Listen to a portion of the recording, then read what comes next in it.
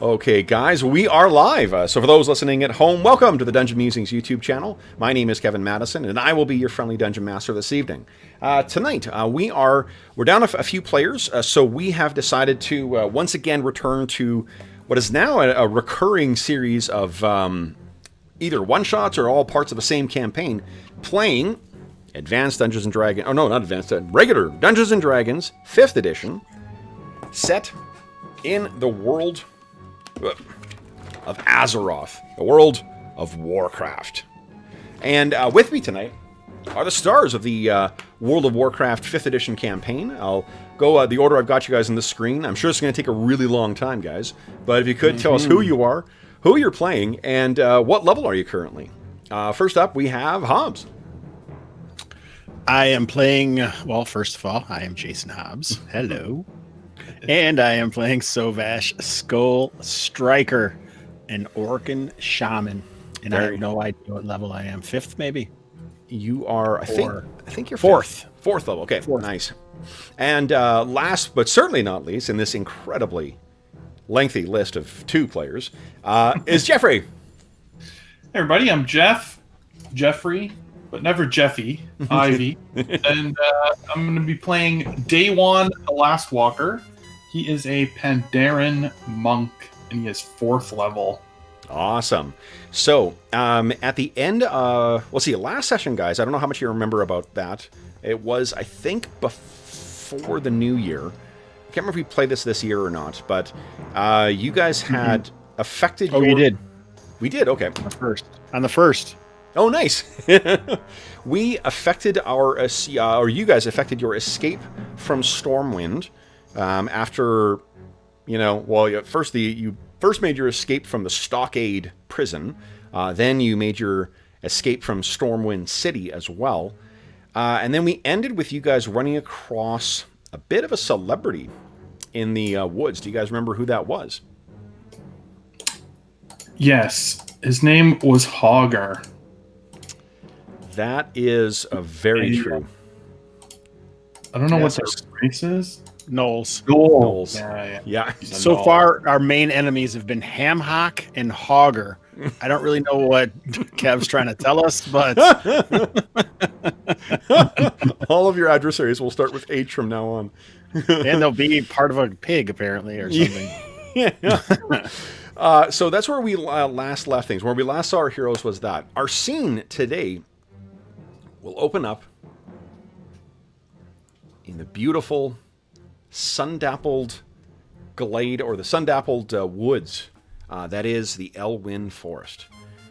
Now, I still have yet to actually load... You know, I do have a really good... Maybe on the break, I'll try and load up my... one of the maps that we've got. I'm working on a map for Westfall right now, myself, but what we see is this beautiful glade.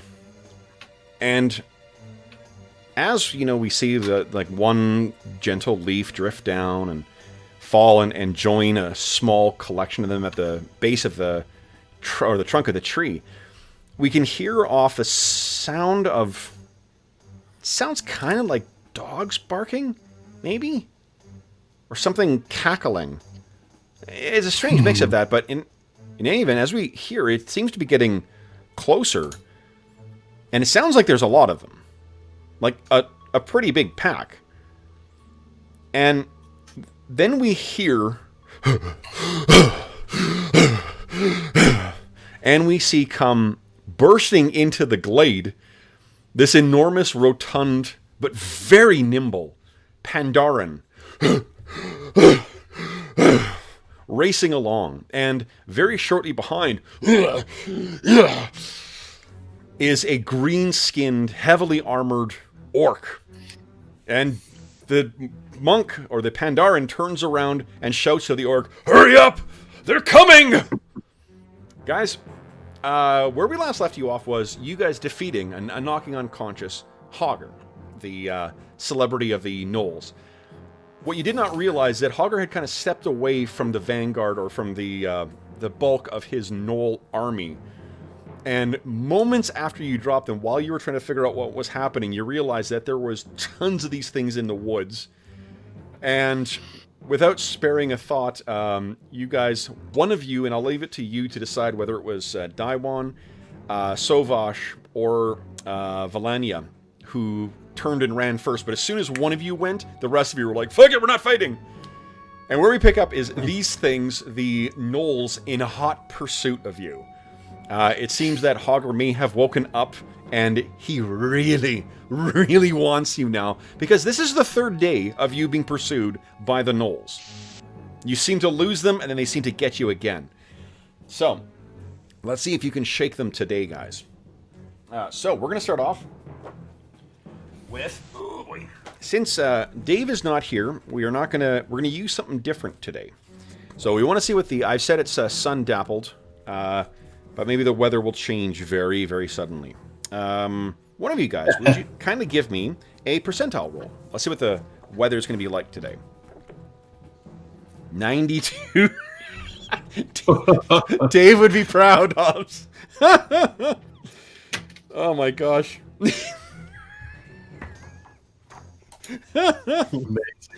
Maybe we'll get away from him now.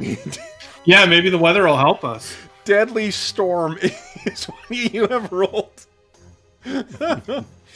All right. Maybe this is Sovash's doing. Who knows? He does have a... he's, tapped into the elements in a very primal way. So, let's see here. Let me turn this down a scooch. Yeah, maybe this was all part of our plan, Kev. Turn into the Deadly Storm, absolutely.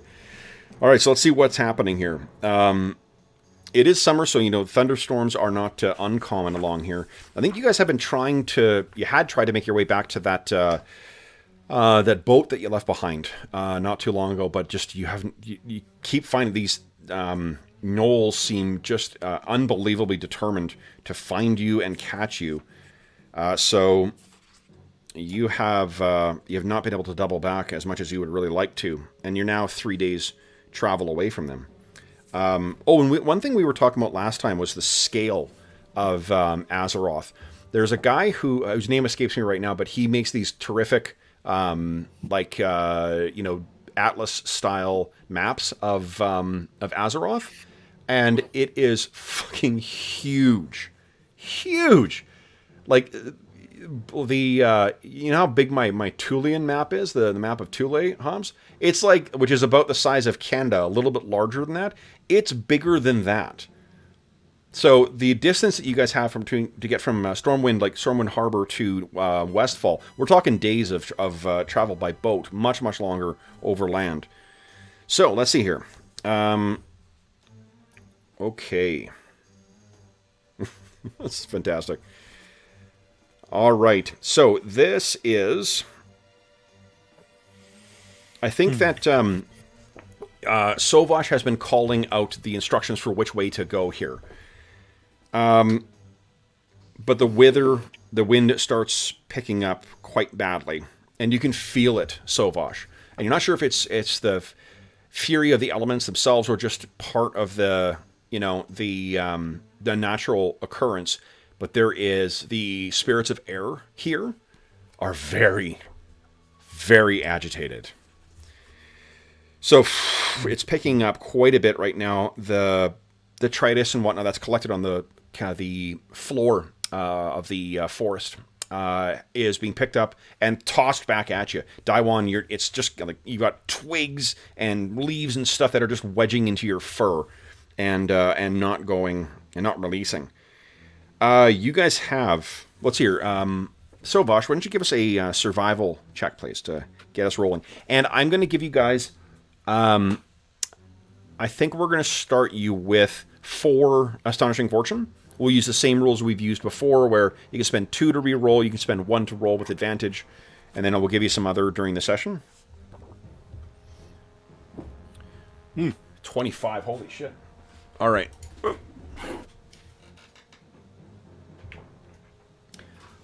So, Sovash, this has all been part of your plan. Maybe a day ago, or even as early as this morning, you could feel the changing of the temperature, the subtle, shifts in breeze, and you know that this is coming. So you have a plan in mind. What's your plan for weathering this? Like, you're expecting that, hearing is going to be impossible, moving is nearly impossible. We're talking like 75-mile-an-hour winds that are going to be hitting. Trees will be toppled, taking out much beloved fences. Did I possibly know of some cave or something that we could? Yeah, sure, absolutely. So you've you've felt out through the earth, and there is a place that the spirits have whispered to you is a place of safety. So, well, Yoan's also thinking.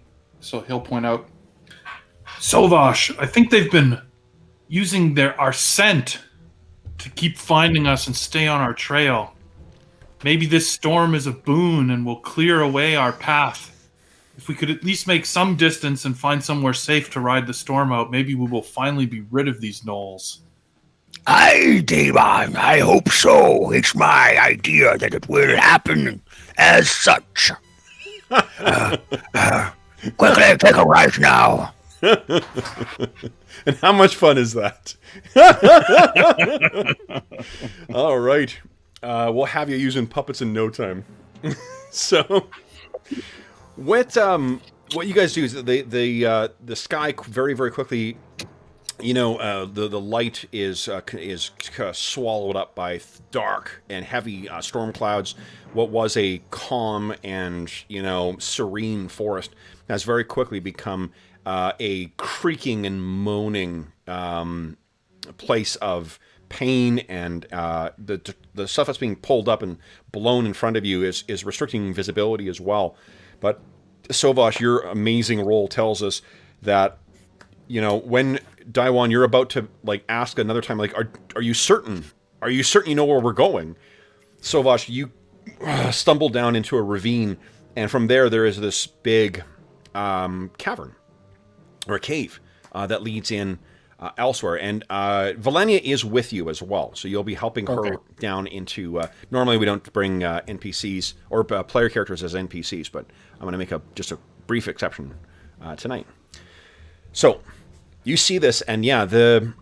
Daiwan, to you, this just looks like a stony fissure in the earth that is completely black inside, and it looks like if... your first thought is well, shit, this is going to flood if it, goes. And are you trained in survival or not? I can't remember. No, not at all. Not at all. So it is a valid concern. Well, this is a canyon leading down in here. Mm-hmm. Will the water not continue to flow into here, Sovash? Is this safe?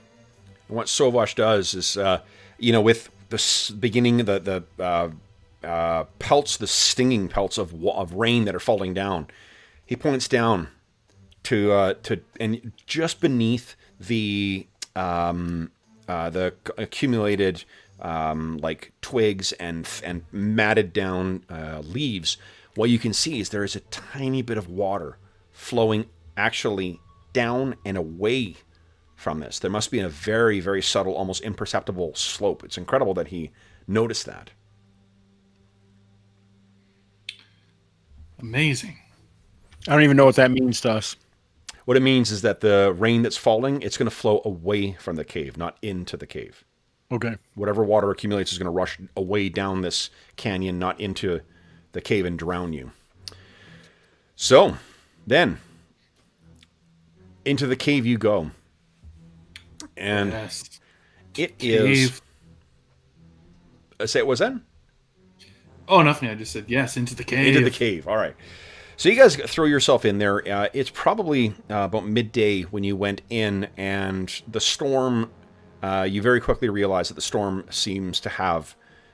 it's very unlikely that, that it will give up anytime soon. It's a brutal, brutal night. You can hear it screaming outside. You hear the sound of at least one, possibly two trees that were either broken or just collapsed. What you don't hear... How large does it go back? How large is, sorry? How large is the cave? Does it go back into the mountain at all? Or? No, I mean, the cave leads back probably about, for comfortable for your height, it goes back and twists a little bit to have small little turnoffs, but then it quickly becomes impassable deeper in. So it goes back for maybe about, 60 feet or so with some... Day one's just starving, so he's looking around to see if he can find anything. But he was hoping maybe something lived in here that we could eat. Most definitely. Yeah, Sovash has... Sovash, remember how good he is at collecting food. He probably has rations. In fact, and there's... So I found...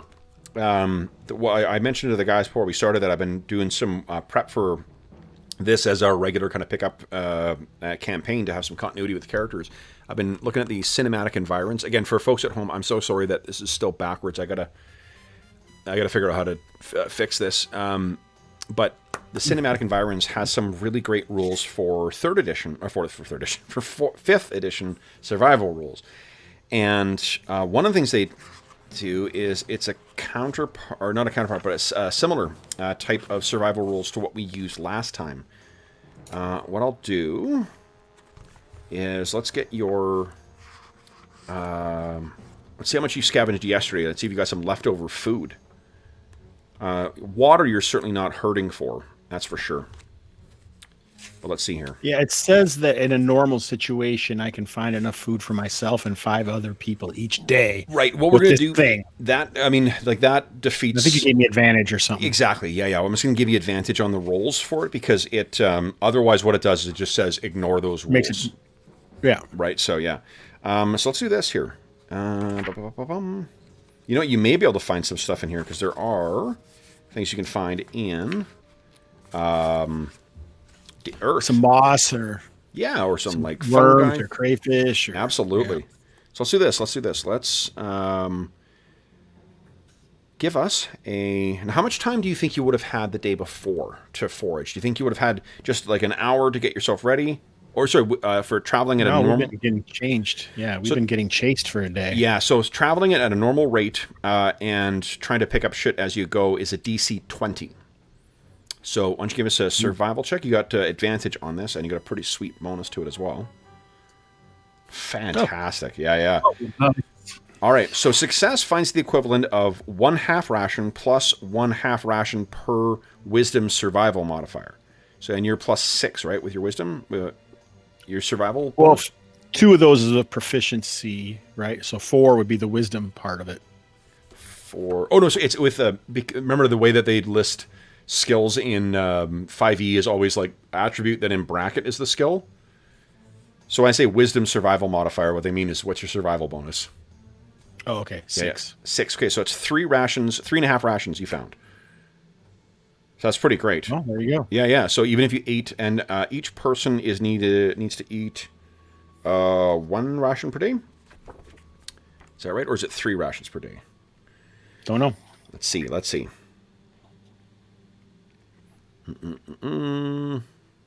Yeah, 3 per... Oh, it's 3. Let's say 1 per day. I think it's 3, but it's... Because there's different ways you can set it to be cinematic, to be gritty, or you can be... Here, level of realism.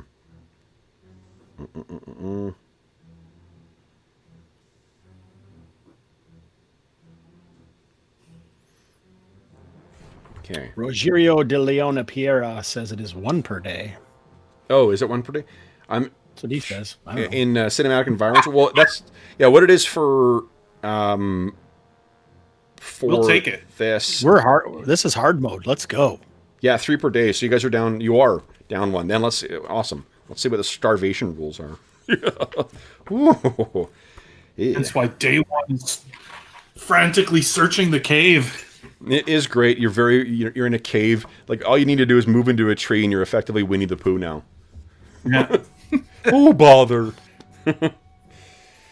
All right. So let's see here. When food runs out, you begin to weaken. Every 2 days without food will cause you to lose 1 point of strength. So you're good for to go 1 day. I thought it would use like the exhaustion rules or something, but no. It does. The dehydration uses exhaustion. Exhaustion is really punishing though. So. Yeah, it's you do use exhaustion with dehydration, and it's pretty quick too. It's like if you go a day without, first day without water, you make a con save DC 15 or suffer 2 levels of exhaustion. Yeah, On these character sheets, they really missed an opportunity because they have 3 choices in the character sheet: core, bio, and spells. Bio should certainly have something to do with that, shouldn't it? Yeah. Oh, totally. Do you not have exhaustion levels here? I don't see them. Let's see. I could be missing it, but Okay, core.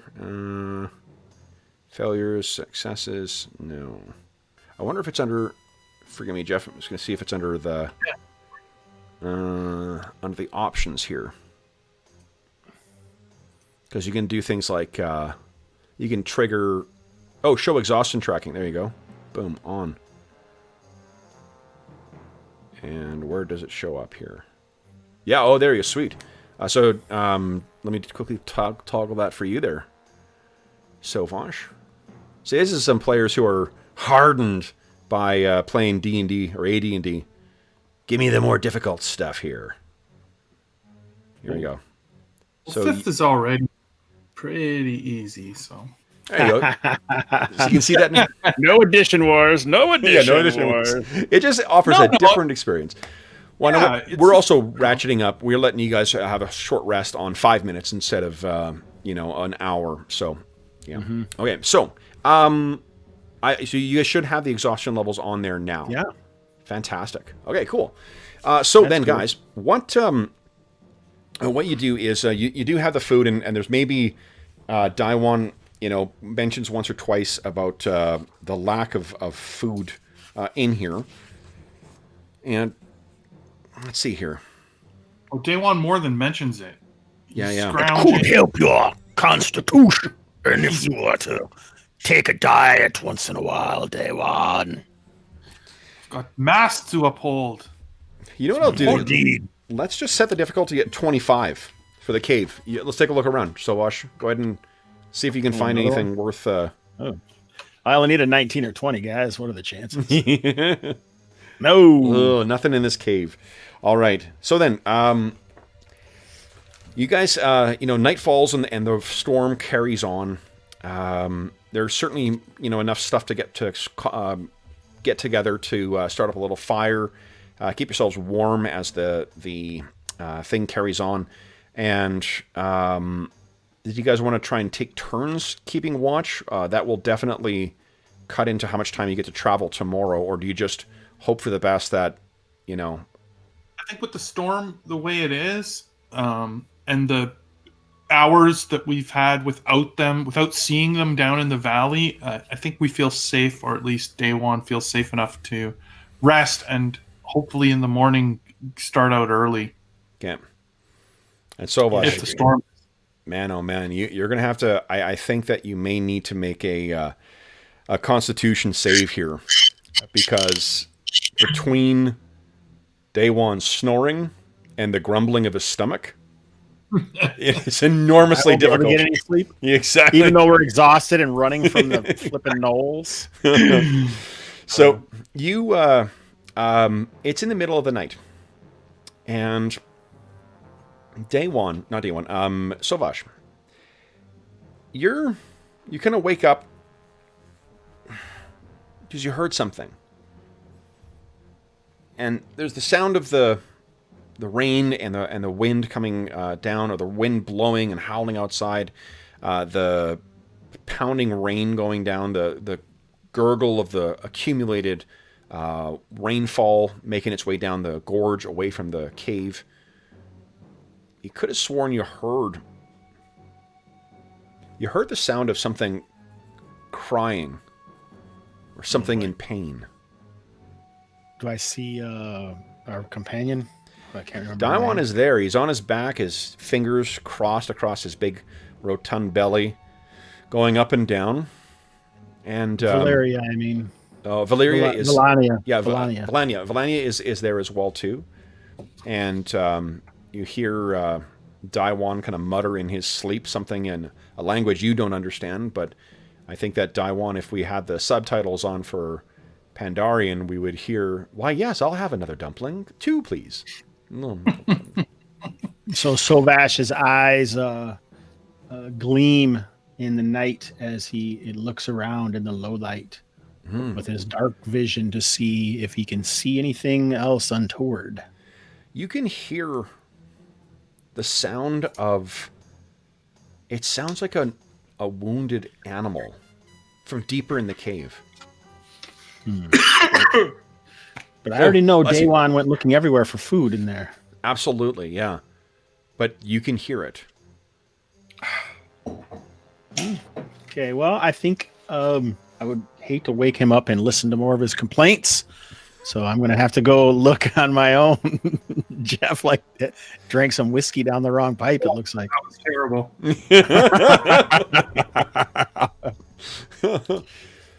So Vosh, I think I need to see, though. I'm going to, light a torch.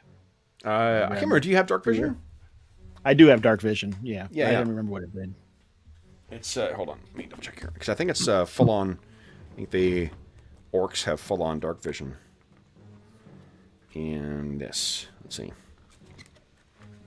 Orc traits. Here we go. Yep, dark vision 60 feet. Oh, a dim light. So if it's pitch blackness, yeah, you would need a light. So what are you thinking? You got a cantrip that may be here, or are you just going to take one of the burning brands from the small fire that you got going? Oh, I do have produce flame. That might do it, right? Yeah, absolutely, yeah. That's super evocative of your elemental nature or connection. For those at home, just so you know, whiskey is not for your lungs. Sound For advice. those of you who didn't know. Yeah, for those of you who to whiskey. Okay. Let's see. Okay, very cool. That's It looks awesome. like I have to have a non-magical flame, but I can certainly do that. Yeah. And so. Yeah, so you pick up the brand, and then turning to the brand, you whisper something in Kalimag, in the language of the elements, and it's as if, there was a flare burning, and a gnomish alchemical, or goblin in your case, goblin alchemical flare burning, and the whole cavern is lit up. And you can hear this, it's a strange sound as well, too, like a moaning, but it has a bassy quality to it. You can almost feel it in the earth because of your connection, obviously, not because the whole thing's shaking. It's coming definitely deeper in the cave, and then to the right, down one of those forks that you side passages that you made sure that didn't go anywhere.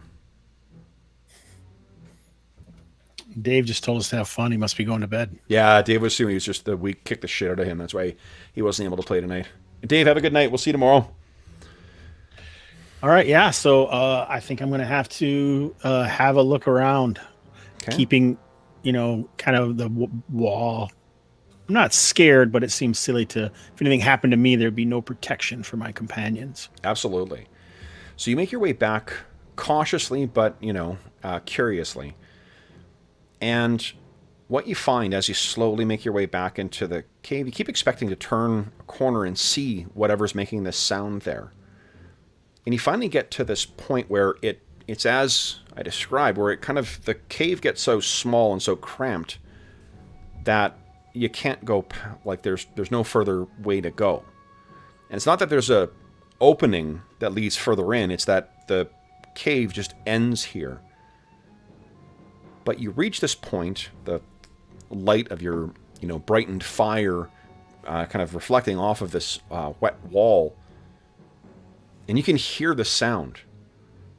And it's coming from the very stone at your feet. Do I have a way to speak to the stone? Let me see here.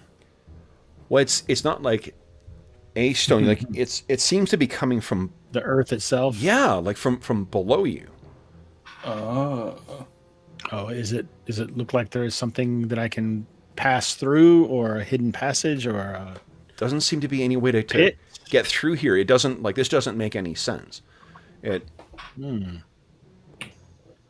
with that, you kind of you jerk awake, and you can see that Daewon is sort of shuffling. It's still dark out, and he's looking through the last of his supplies to, as if to like double check to make sure he got everything that was available to eat. And Daewon, you see Sauvage jerk awake next to you. What's up, friend? Nightmare? Is it daylight now, or are we still in the middle of the night? Or Still we don't night. know? Still night. There was something at the end of the cavern. Something troubled and hurt. A vision from the Earth Mother, perhaps. Should we investigate? I think there may have been food. I think there may have been food, friend. Well, that's good, because I just had a horrible nightmare as well. Back in Pandora, eating dumplings, drinking delicious beer, yet it is not real. So what do you guys Grab want to do? that torch. Let's have a look. Sure. So as you make your way back there, Sauvage, if you light the torch, speak to the spirits of fire in there in Karimag, it feels very, very much like deja vu. The only thing that is different, well, there's two things that are different. For one, you've got Daewon making his way behind you, and for a big and sometimes noisy Pandaren, he is unbelievably silent when he wishes to be. So you can't even hear his footsteps. So though he's there, it's as if he's not. But there's also no crying. You make your way to the back of the cave. You go to where you saw and heard that thing before. And there's nothing. You hear nothing. It was here, the ground. And hear nothing. Let us have a look around. Well, I feel like we're like in this tight little area, so there's really not that very far to go. Yeah. But Well, it is. I mean, you look around. You can figure it's it would take you maybe 5 minutes to like look at every nook and cranny in here, and you hear nothing. Day one as well too. You've heard nothing. You've not sure what what he's talking about, but I can't remember. Do I have a quarterstaff? I think so. Yeah. I think I'd be using it to tap on the rocks, sort Yep. of Tuk tuk tuk tuk tuk tuk. Sure. area, see if I hear anything or any Yeah. hollowness. Why don't you give me a perception roll, and Sauvage give us a nature roll, because I think you're trained in nature. Okay. So, yeah, between the two of you guys, it's solid. It's solid beyond here, too. There's no, every place you tap on and check, there's no hidden, hidden chamber beyond, or a cell or something, or a cyst, that can sometimes happen where rock has a hollowed out area. It's nothing. Must have truly been a dream, friend. All back to sleep? Unusual, of course. So, the rest of the Well, how- evening... Oh, go ahead, Jeff. I was just going to say, how rested are we? Is it still night, pretty much? Still night. The wind is still howling. So here, why don't you, Hobbs? You've been proven, if not lucky, extremely entertaining, filling in for Dave today. So why don't you give us a percentile roll? there we go. Something more average. So it will rain. It's raining tomorrow. Which, if you are thinking that it is scent that they're tracking, perhaps this could be a good way of hiding your scent. Yeah, that's definitely what Day One thinks. For sure. Whether Although or not, that's what he... you'd be hard-pressed to think what might smell more distinct, wet orc or wet Pandaren fur. Yeah. So, the three of you, fortunately, the rest of the evening does pass relatively uneventfully. Or completely uneventfully. Your sleep is undisturbed by this dreams of this. But when you wake up, Sauvage, though you didn't dream of it, you can't help but be thinking of that sound, that crying again, that low, almost grinding moan. The rain is coming down, and it's going to be making for some unpleasant travel, but it should not interfere with wherever you choose to go. Where are you guys thinking of going today? Further away from where the gnolls have effectively been herding you almost in a line away from where your boat was. Do you want to continue to get distance in the same way you're going? Do you want to try and double back? What are you thinking? So I'm looking at like the Westfall WoW map. Yep. We were looking for a particular farm or something, weren't we? You know that there is I think it's day one. Oh, no. What's her name? George's character. Charlotte Sherwood gave you the name of a place where you could find safety. And it's fairly far into, it is near, I think it's like the northern bit. I want to say Saldine's farm, but not there. Yep. Okay. So okay, it's on there. Saldine's farm is on here, but so let me show you here. The way that the way that I've chosen to kind of interpret this stuff is that like each of those is not one farm, it's a community. So like Saldine and I can't remember what the other farms are called, but let me just pull this up here.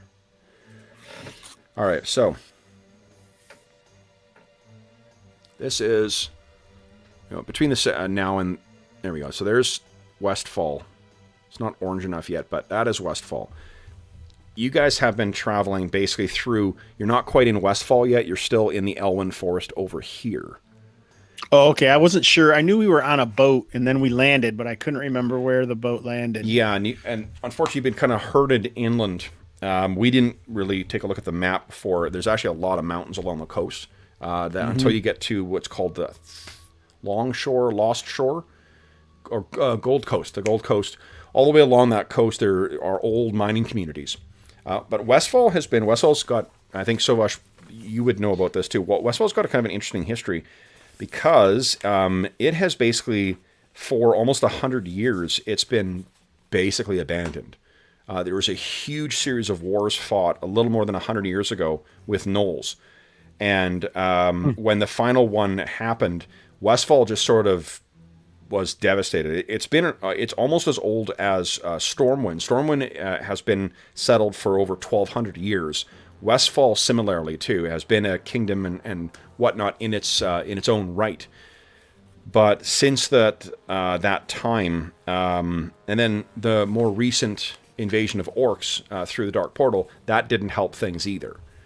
So it's almost like a badland. Like what you're more likely to come across is untended fields, out of control, alchemical harvest golems, ghost towns aplenty, and sometimes the Defias Brotherhood as well. That robber band that seems to try to take control out here. So, but the upside to that means that you guys should be able to, if you've got any knack with natural travel, it shouldn't be too hard to get there. You're going to need to cross the river whose name I forget right now. And then, it's a pretty memorable name, right? And then once you make your way across that, you should be able to just head south and then west towards the coast. Okay, well, let's do that. All right. So then, the day, apart from the rain, the day's travel is not terribly bad. Sovash, why don't you give us a foraging? Now, you can choose to move at your regular rate and roll against DC 20, or you can move at half rate and roll against DC 15. Do we heal at all? Because we're both seem like we're wounded. Oh, yes. So you would have a chance to spend any hit dice before you guys went to sleep. You could spend any hit dice that you want to try and recover.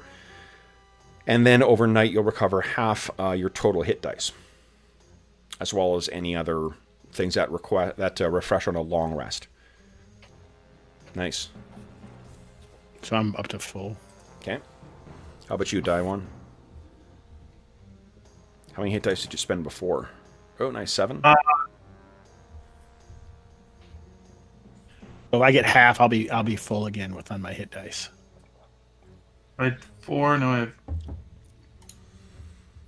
2. Okay. I could also heal you some if you'd like. I mean, I might as well spend them because you get them back, right? Well, I would get my You healing. get spell half back, your hit too. dice back. Oh, okay. Half your hit dice come back on a long rest. Sure. Okay. I'm only down at this point, so. So I think his ability will come back on a long rest anyway. So if you want to heal their Sovash, go right ahead. I think one of these things is healing spirit. I can do once per long rest. So Okay.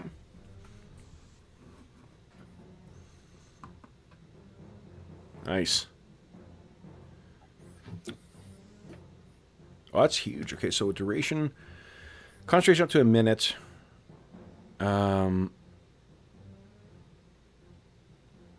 Wow, 1d6 hit points restored for up to a minute. That's a great healing spell. yeah, so it's not necessarily a spell. It's something that I get as something or other. Oh, it's a shaman? It's one of my. Yeah, it's one of the things that I get. Okay, cool. All right, so then you are restored, Daiwan. And then when the new day comes, guys, you recover half your hit dice, and all your other stuff charges up. Your key points come back, whatever other things that recharge in a short rest or a long rest, all of that is back.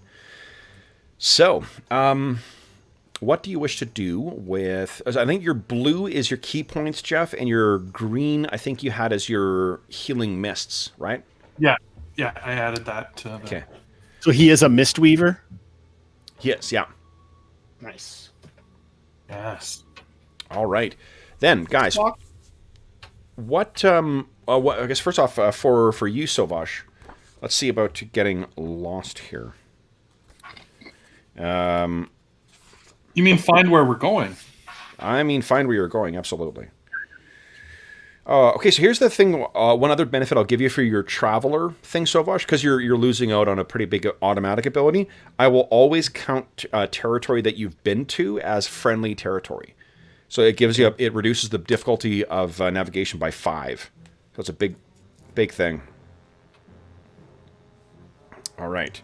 So let's see if you can keep yourself traveling in the correct direction here.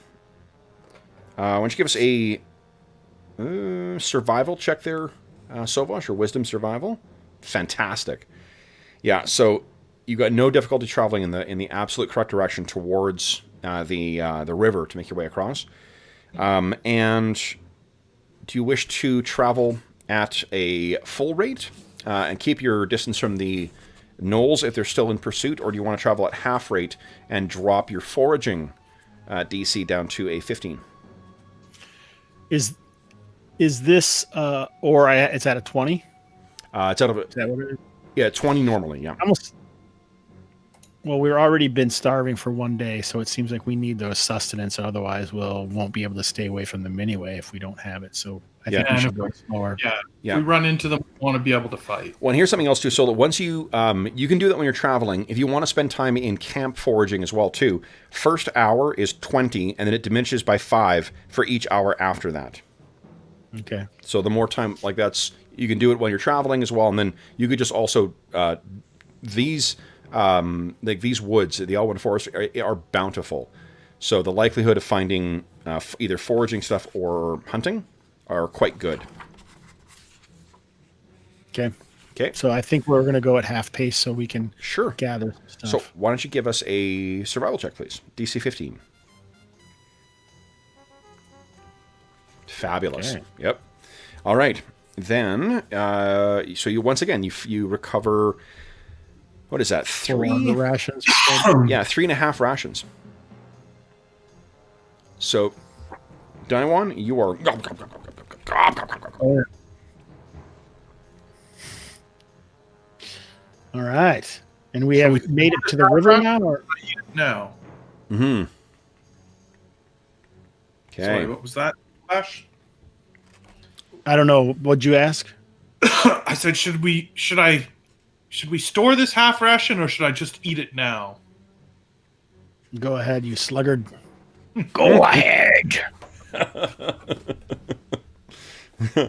Well, it's good that you said that because I ate it already.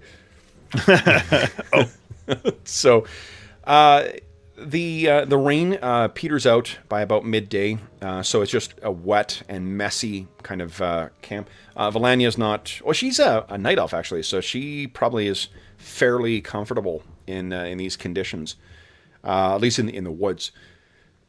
You get to near the end of the day, and then what do you guys wish to do as far as making camp is concerned? You want to try and find a kind of a safe place? You want to... I'll leave it to day. Well, I should probably do, but I don't know what the heck these two are doing. Sovash is finding the camp, and then he's going to forage around, and then he's going to feed everyone. Jesus, I feel like I'm a gnome. Yeah. Yeah, really. Well, however, day one I think can cook, though. I think that his... aren't one of your tool proficiencies with food or cooking? I do have cooking utensils. That's right. Day one can make whatever... If you can find something, you can... Day one can make some pretty impressive meals with it. Yeah, if you gather the food first, I can cook while you... So do we have to choose how many hours we're going to forage before we roll or after we roll? No, you can go hour by hour. Yeah, you can say, I'll do an hour. How does do that then? Okay, so let's do your first one. Fantastic. So, and give us a D12 roll, please.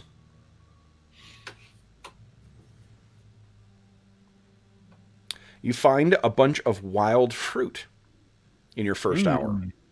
So you got 3.5 rations right now. Do you want to spend... Let's make a quick roll for no reason. No reason whatsoever.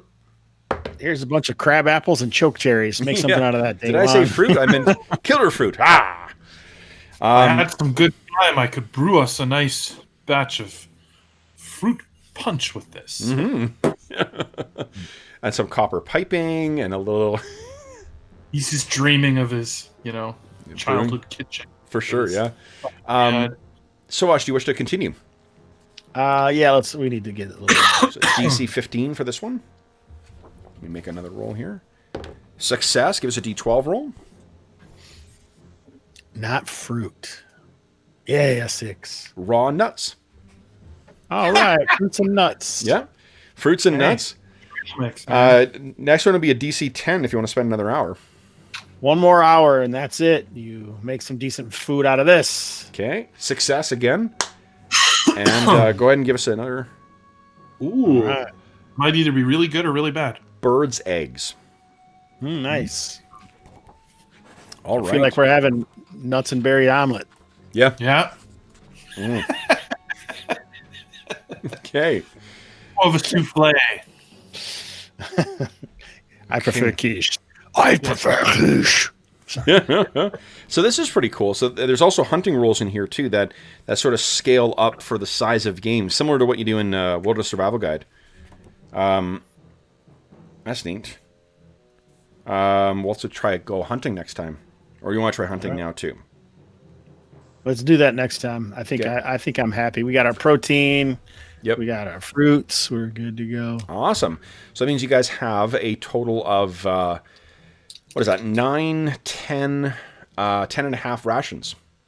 Yeah, I think that we'll have some fancy sort of like omelets, like he says, and I can also make up some like trail mix or something that we can take with us. Yeah. For travels. I love it. Okay, and I'll say that the fruit dried properly with the nuts too. That will actually that will effectively be like iron rations. It's not going to spoil as quickly as what like the eggs or meat or whatnot would have. Yeah, I'll use the fire to sort of dry them. They'll have a slight smoky taste, but we'll preserve them. Nice. Those big Pandaren claws do a chef's kiss. Yeah. Okay. With chopsticks. Yeah. Very well, Pandaren. Okay. I think Miss Pandaria came out at the time the first Kung Fu Panda film came out, and it had an unfortunate consequence of influencing it pretty heavily. Pandaren were always kind of like that anyway, but... Yep. Okay. What are those books you're using for the survival rules? Critical something? Is that what you said? Someone asked in the chat. Yeah, it's the Cinematic Environs series. I'm using the Cinematic Environs Survival. So again, I'm really sorry that I got this backwards. Cinematic Environs There's a whole series of them for different biomes in addition to the general survival one.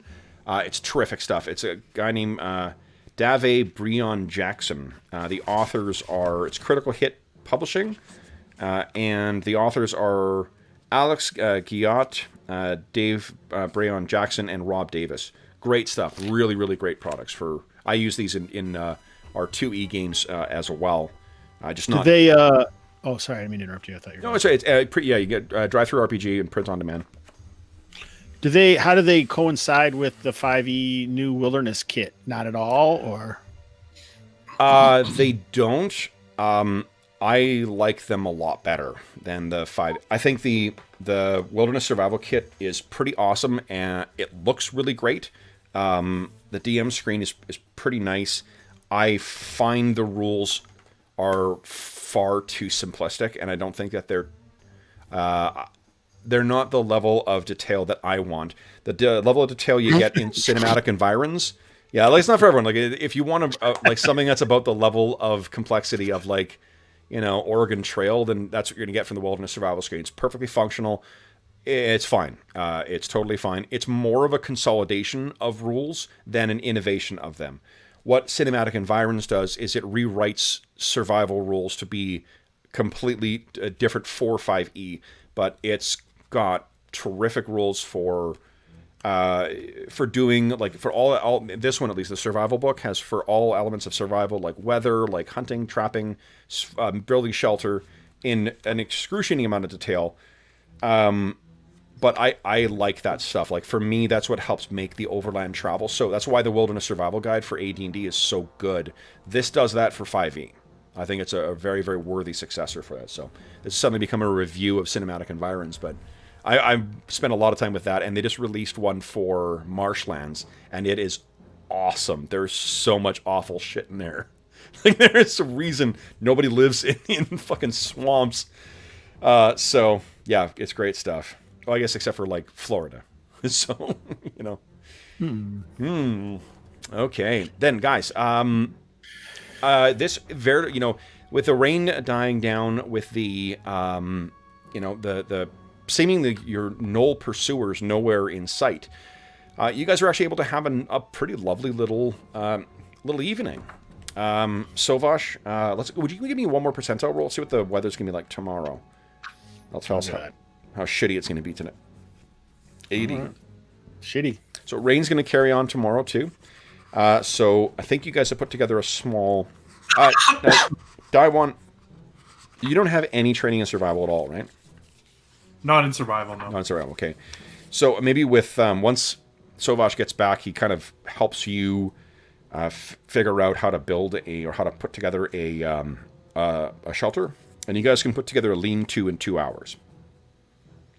So you got something, so at least it's going to keep you out of the rain. It'll keep you dry. It's a DC 15, but I'm going to assume you're going to get that, Sovash, especially with Daiwan's help. So we're not going to roll. We're just going to assume you got that together. You guys have a nice little fire burning outside under the at the foot of a big tree. Over the day's journey, you definitely see the effect of the windstorm from the day before as well. So you're easily able to collect a bunch of stuff to put this together. But yeah, this is your first night traveling along without the sound of the gnolls coming behind you. Still no sign of your allies either, of that dark elf or dark dwarf that was traveling with you, nor the nor the human, the woman who you're to meet up with. But I guess you guys are trusting that she'll be true. So, would each of you guys give me a D20 roll, please? All right. Okay. So, day one, you guys are asleep. You and Valanya and Sovash. And what's been going through Daiwan's mind the last couple of days? I mean, I don't know how he felt about the being imprisoned in Stormwind for espionage and whatnot. Do you know who betrayed you? Like, do you have in mind who it would have been that would have turned you in? I don't think he knows, and I think at this point he thinks it's almost not important after what happened in the city there. But he does think that exploring the wilderness is definitely not why he came here, and would like to return to society, that's for sure. Okay. Feeling, I think he's sort of feeling far off his path, and sort of thinking about, maybe almost meditating about getting back onto it. Okay. Let me grab something here, guys. Okay. Oh. Where did I put you guys? Here we go. There's Daiwan, there's Sovash, and there's Valanya. All right.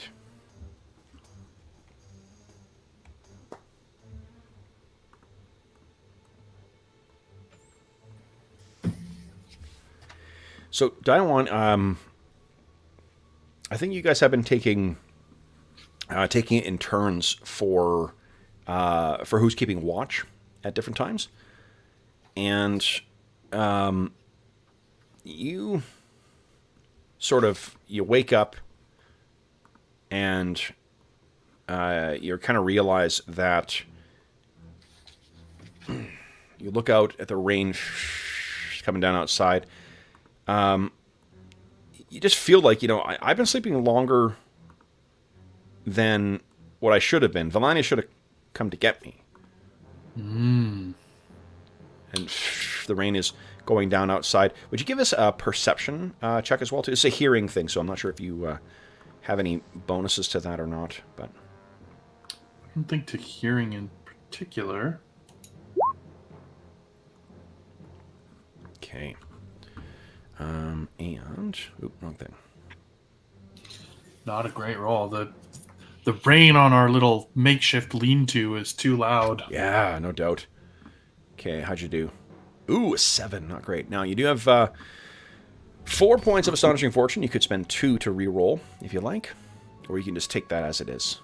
Right now, you can't hear anything apart from the pounding or the dropping rain. I think he'll poke his head out of the structure before he would search again for her or see if she's nearby. Yeah. So here's what you see. You poke your head out of the structure. Let me bring you over here, guys, to the Chunk. that ka-chunk.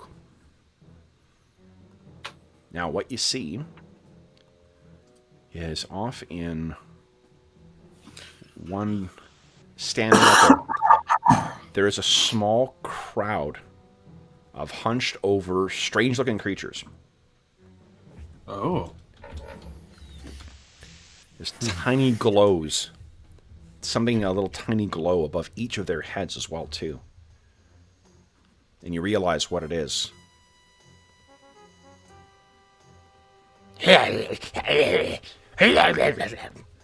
Kobolds.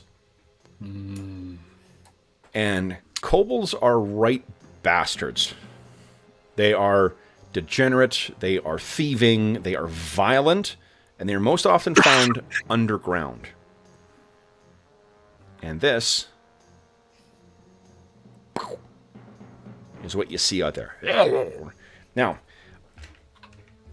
I'm going to give you the... what is your... Why don't you give us a stealth with disadvantage? Sure. I think they probably have their eye on you, and you'll just roll against their passive perception.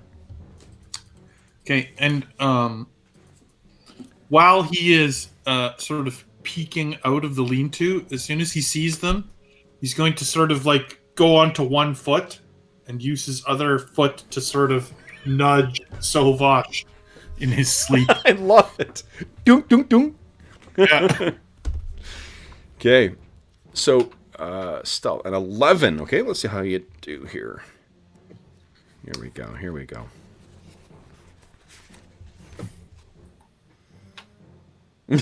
That is a success.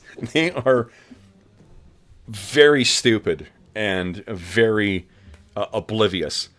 So you can see that they're just anything of yours that was left behind, like the little makeshift pot that you made with a piece of bark. They've grabbed that.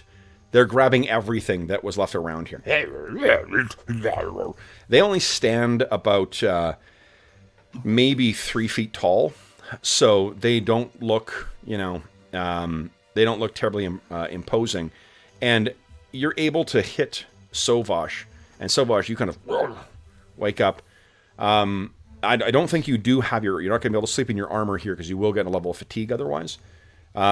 But you wake up, I'm assuming you kept your armor in here and out of the rain, so them carrying that off is not likely. So when you wake up, what happens then? Did they carry off Valenia? I don't see her. So Bosch, you don't have the penalty of your armor anymore. So why don't you just give us a stealth check or a dexterity check? I think.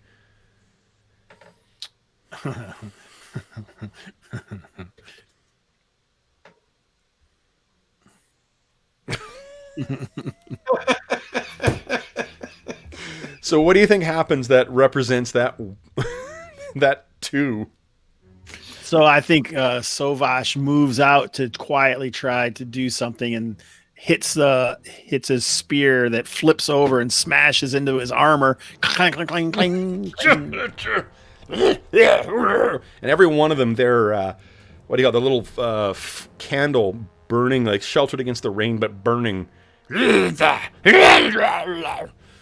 And you can see that among their numbers as well too, who seems to be the leader of their little robber band is. Where is he? Here we go.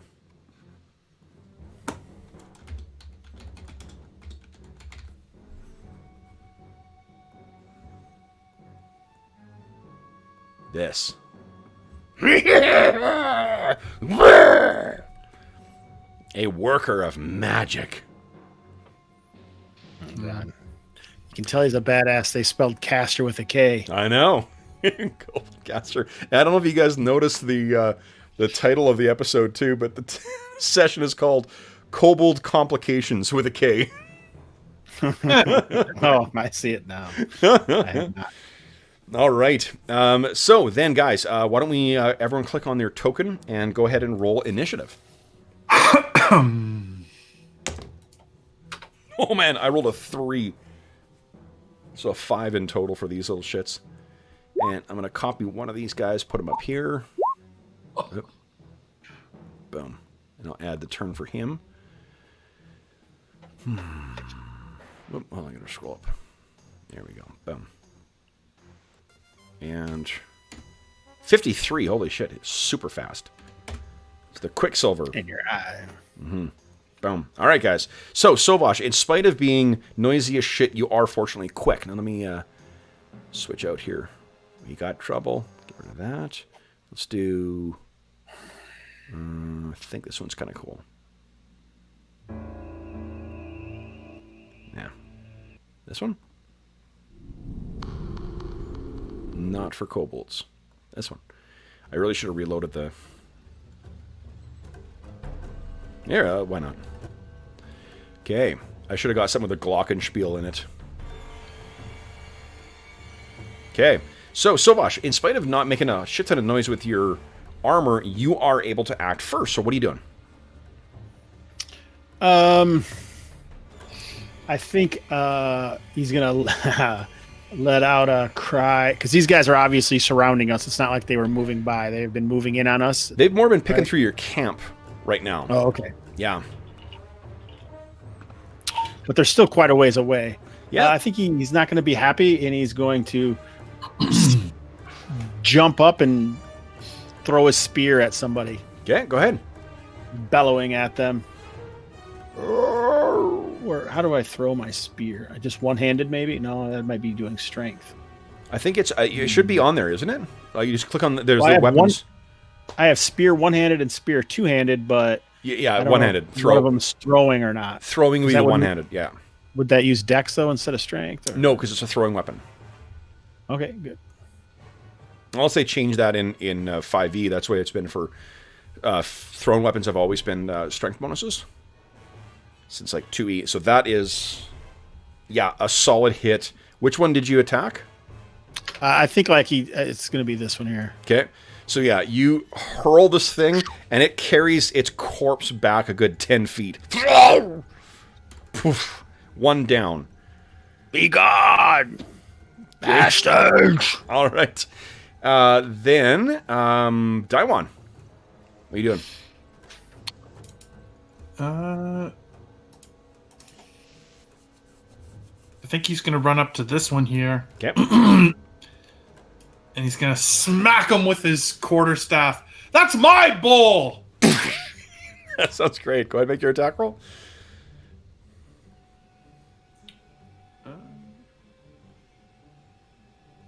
Oh, I guess it's unarmed. Oh, man. Ooh. A narrow miss. Comes down. He does drop the bowl, though. Then it is... do you have anything else, Day One, or are you done? Remember, you got your martial arts, so I think as a... Automatically, when you attack as a bonus action, you can... Yeah, I can... Second attack. Yeah, go right ahead. Oh, my goodness. Flap, he moves to the side. Flap, moves again. All right, these things... Just waking up kind of thing. Totally. So these things are... They're sort of like... And they'd be running if it wasn't for their leader, the caster. I think, can I do a bonus action? Yeah, of course. Yep. I'm going to throw a totem Nice. here between us. What totem are you dropping down? Or Elemental resistance. Nice. So it rises up from the ground. What does that do? Basically, if we take acid, cold, fire, lightning, or thunder damage, we get resistance to that type of damage until the end of the next turn. Okay, so I think you actually pick one of them. It says when a creature within 15 feet takes those, you can activate the totem when a creature is within 15 feet and takes that type of damage. Got it. Okay. All right. So then the one in the back. Ooh. He's going to hurl a little gob of flame. And he throws it at... you know what happens is he moves his hand forward and like pulls the flame off of that candle that's on his head and then throws it at you. I think it's going to be at... I'll roll randomly. One evens is Sovash. It's Sovash, okay. And I wasted a 16 on that. All right, so I rolled your AC. I rolled a 15 for my attack roll. I'm sure that would hit me because I don't have armor on. Okay. So you are burned for 3 points of damage, but what is the resistance? It just says you get resistance. It doesn't say how much resistance. Oh, so it's half damage. Yeah, right. Half damage is the way resistance Is that what it works. means? Yeah, in 5e. So you take 1 point of damage. Cool. Part of the flame is pulled away into your totem. Yay! And I've used the totem for something. Nice. It screams out for the rest to get them, and they come racing forward. They're all carrying picks of some kind. 1, 2, 3. Okay, so they're coming towards you there, Day One. Some coming towards Sovash. 1, 2, 3, 4, 5, 6. Okay. I can get one in on you. Yeah. Get them, kill them. And now you guys may be saying, Kev, you're just doing your stupid goblin voice. And to which I say, guys, I did research before this session and made sure I was seeing what kobolds sound like in Warcraft. It turns out they sound pretty much like my goblins, so... Nice. It was very easy to repurpose them. All right, Maybe so some would say that your goblins were inspired by kobolds. I think that there's a lot of terrific voices in WoW. So for sure, a lot of the shit that I pull on this channel is thanks to that. All right, so one of them comes in on you there, Sovash, and hits you with his pickaxe. Okay, there we go. 1 point of damage on you, and then. They are not terribly fearsome. And then, oh my goodness, 18. So that's, I got a 20 and an 18 on you, Day One. What? Okay. And you take a total of 6 points of damage between the two. And you think you could, they got a weird accent, Day One, but did they say something about basted bear? Then it's Sovash's turn. What are you doing, Sovash?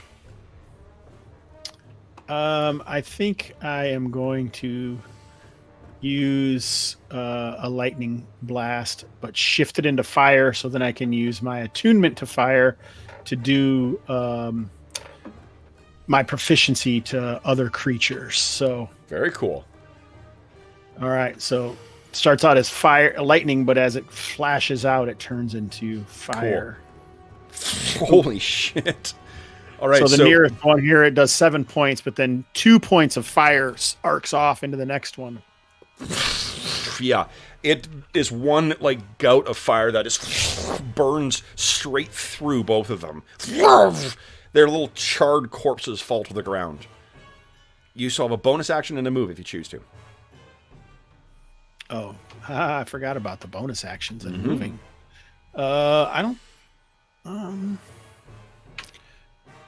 I'll move over and grab my spear. Okay, so you're Out of that corpse. Yep, excellent. All right, then it's Day One. What are you doing? I will spend a key point and use Flurry of Blows. Nice. And attack. Oh my goodness, I'm rolling bad. You have 4 points of Astonishing Fortune, if you choose. 2. Didn't he use 2 already? Did you What? use 2? Oh, What'd you re-roll? You didn't on that perception roll. You didn't have to, did you? Sorry. Oh, I didn't do it. No. That one hits. Okay, And- 7 damage. The one right. Yep. Oh, sorry. Doesn't matter. Doesn't matter. Boom. They're all the same. So Yep. Sovash called out after blasting those guys into nothingness to taunt the other Yeah. caster. One more. Okay. Oh, yeah, and that's a solid hit as well, too. And another one. Poof. So, these things are breaking they have about as much sturdiness of a fawn. So, you're annihilating these things. Yeah. So that's all your attacks. Do you have any movement you want to do? I guess I'll just take a step forward as just to even surround myself by them more. Absolutely. All right. The Kobold in the back screams out, "Ah!" and quickly extinguishes his flame and starts running away. 1, 2, 3, 4. It's 20. Okay. Yeah. Racing down this little canyon. He's moving off the map. The rest of them, let me make I'll make the ones that are near Sovash and the ones that are near Day One. I'm making wisdom saves for courage. So they fail, and they super fail. So they do have this irritating nimble escape ability, so you're not going to get attacks of opportunity on them. 1, 2, but they're only able to get to about there. 1, 2, 3, 4. Oh, 6. Okay, and the ones that are near you, Sovash, they likewise. 1, 2, 3, 4, 5, 6.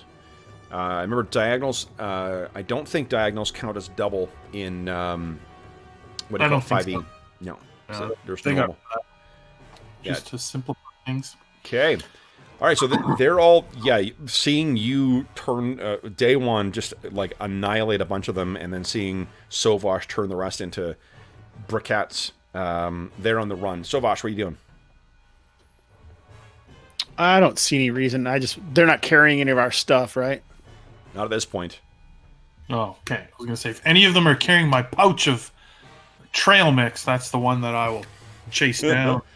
But I mean, hold on. He snaps his finger, and one of the smoldering, still a little bit of fire, kind of arcs over towards one, just to hasten him on his retreat. Okay.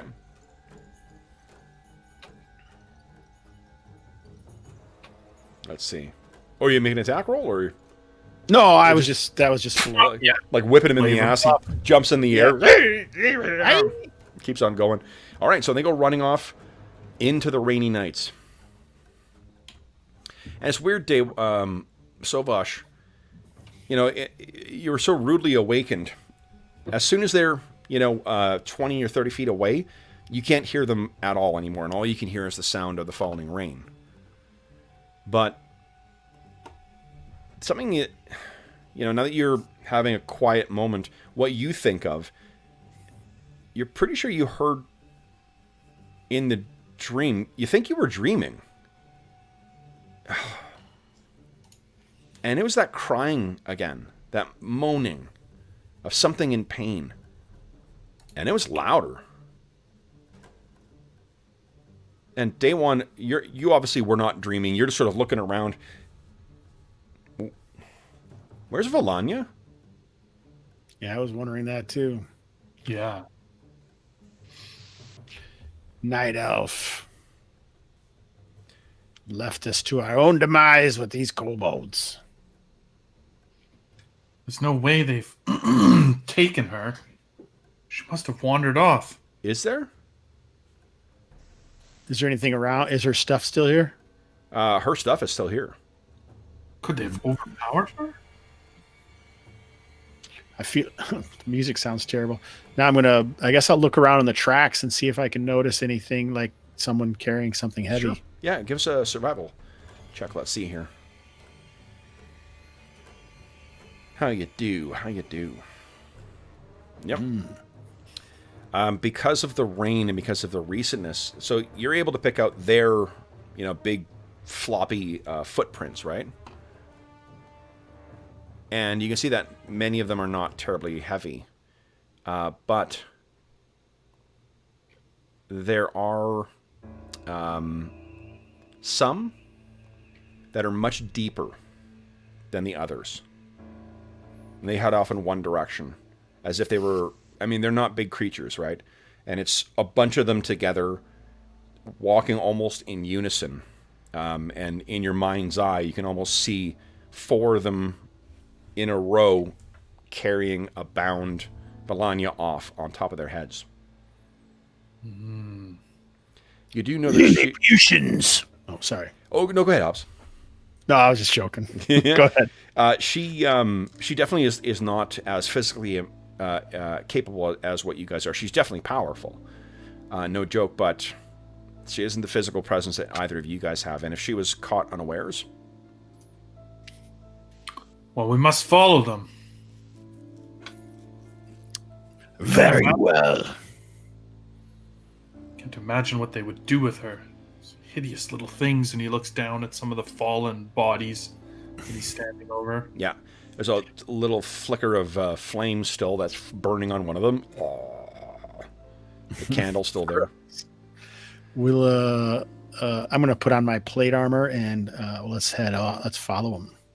Okay. So it is not a...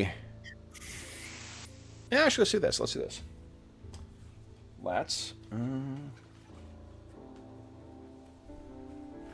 We'll make this interesting. So, in the rain, I think it's a DC 15 to follow them in this, just because it's... you do have the benefit of it being, your dark vision would allow you to see as clearly as you could during the day, but no, you know what? If it's just following them, it's not trying to get information. I'll say DC 12. Well, I was thinking, why don't we'll spend a point so we can have advantage on the roll. Sure, yeah, go ahead. That way we'll do that. Yeah. Holy, didn't need to, but incredible. Okay. You rolled it twice. Okay. So the 15 is... Oh, no. The 15 was the roll before to see if we could try. find Okay, them. yeah, then that's a nat 20. So here's the other information you're going to get from that, because that is really, really good. Are we still doing the... I didn't mean to interrupt you, but I was just wondering now while I put it out there, are we still doing the thing where we can get more Astonishing Fortune as well by playing the characters? Okay. Absolutely, and I think I'll throw 2 more in your pot there because you guys have been role-playing the shit out of these guys. So you're going to have 3 out of 6. No, I'm sorry, 5 out of 6 left. I was like, 3 out of 6. Oh, thanks, Kev. That's so generous. Come on. Never let it be said I'm not a benevolent DM. Am I not merciful? So you guys make your way off into the, you get yourself all armored up there. Sovash, you grab your, I can't remember what you use. Is it a maul or is it an axe or what? I have a mace. I have the spear and mace. Nice. Okay. And day one, you get your staff, you get the rest of your stuff. You realize that apart from the lean-to, there's really nothing else you're leaving behind here. So quickly get up. We got her stuff too, right? Yes, you can. Absolutely. Okay. So you guys head off. And what you realize, Sovash, you can't so much hear it out loud. But as you're making your way along here and you're getting closer and you feel like you're getting closer, you're traveling for about a little more than an hour through this the wet, forest, losing and then picking up the trail as you make your way along. They clearly seem to be trying to lose you at some point. What you can feel is that your memory of that dream, of that wounded sound, the crying, the moaning, that memory is becoming more distinct. So you find yourself, you're obviously, you're probably thinking of your kidnapped companion, but you're also, your mind keeps going back to that dream. Are the kobolds known for doing anything that like affect the earth somehow, or? They dig below. They're renowned miners, not nearly as competent as like the dwarves are at mining, but they make do. The kobolds, the trogs, and the dwarves are all known to be creatures of the earth, and yeah, some of them can know magics just like what yours can, like they are creatures that are closer to the natural elements than, say, humans, or elves and their arcane ways. So, but you really. So I think I didn't mean to interrupt you. No, again. go ahead. But I think what we're gonna do is take a pause when he thinks that, and Sovash, unwraps. He pulls something out, and he even drops it, but reverently unwraps like a hide, and then pulls some bones that are marked with runes on them, and he's gonna cast augury to see if he can learn what earth elemental or what is being harmed in the earth below, and try to, because he has like a 30-minute course of action. I'll just put it in the thing. Sure. Nope, that's not it. This is it. Nope. Yeah, that's it. Yep. Okay. Oh yeah, so the rain's pouring down, and he's like hunched over this thing, and he rolls these bones on, and he's murmuring, "Oh, I see. It's certainly the kobolds have done this." I don't know what the heck Daewon thinks of all this. But. What do you think, Daewon? Of your augury or of the kobolds? No, I meant the augury, but you can do whatever you want. Man. You guys have had a couple of days of traveling together, so it's possible he's made use of this before. Is there anything like this in the Pandaren world, or is this something new to? Yeah, I think that this is something like what you would have seen is from those with a connection with the light. Priests. I think I would be interested in it, and I would study him while he's doing it, and watch intent. Maybe in such a way that it's not obviously staring in his face, but what it could have been. Your augury could have is maybe what brought you towards the cave before. Yeah, and I mean, you can do whatever you want with it. This seems like something's trying to tell us something, and I didn't know if maybe the spell would open up the channels. So yeah. So let's see here. So what an omen for a specific course of action that you plan to take within the next 30 minutes. So what is it what course of action is it that you're bearing in mind as you cast the stone? I guess finding Venera. Valania, sorry. Does that work, or is that not specific? Yeah, no, enough? I didn't know. I didn't know if we could shift it or how you wanted to play it. So. Yeah, no, I think it's. I think that. So, like I'm trying not to be unfair with the readings of it. What I'll tell you is that the more specific that you put your request, the more I'm able. The more it narrows my ability to give you a bullshit answer. If it's if the broad action is we want to get recover Valania, that's probably going to be a weal or woe answer, because there's a lot of different factors that could come into play there. Don't know if it's good, don't know if it's bad. If you were thinking like more specific, like can we sneak in and do that? Can we face them in battle and do that? That probably could give you. Sounds like a good question. Can the two of us face them in battle to save or rescue Valania? That one, weal and woe. So we definitely need to take. We should tread cautiously, Day One. I think one of the things so here's something to help interpret that answer. I think you think of Valania as one of you. And I think you realize that you're thinking of her. So the answer you got with respect to weal and woe, it could be reflective of the likely consequences to all of you. Day One will hit his fist into his big paw and say, if they've done something to her, it will be a big mistake on their part. Let us hurry. So Sovash in a thought bubble thinks something more dreadful is occurring with these kobolds, and maybe helping Valania is the first step. Okay. So you travel for about another half an hour, about another 15 minutes, we'll say, and then you reach a point where there is a bit where it looks like this is a patch of small hills, or at least outcroppings of stone, similar to where what you see of the map here. And in the side of one of these, there is a crude entrance supported by timbers. It seems like, an idiotic imitation of what, say, dwarves or humans might build as their mines. The timbers are not the same size and whatnot, but it seems set up, and the entrance is a little low.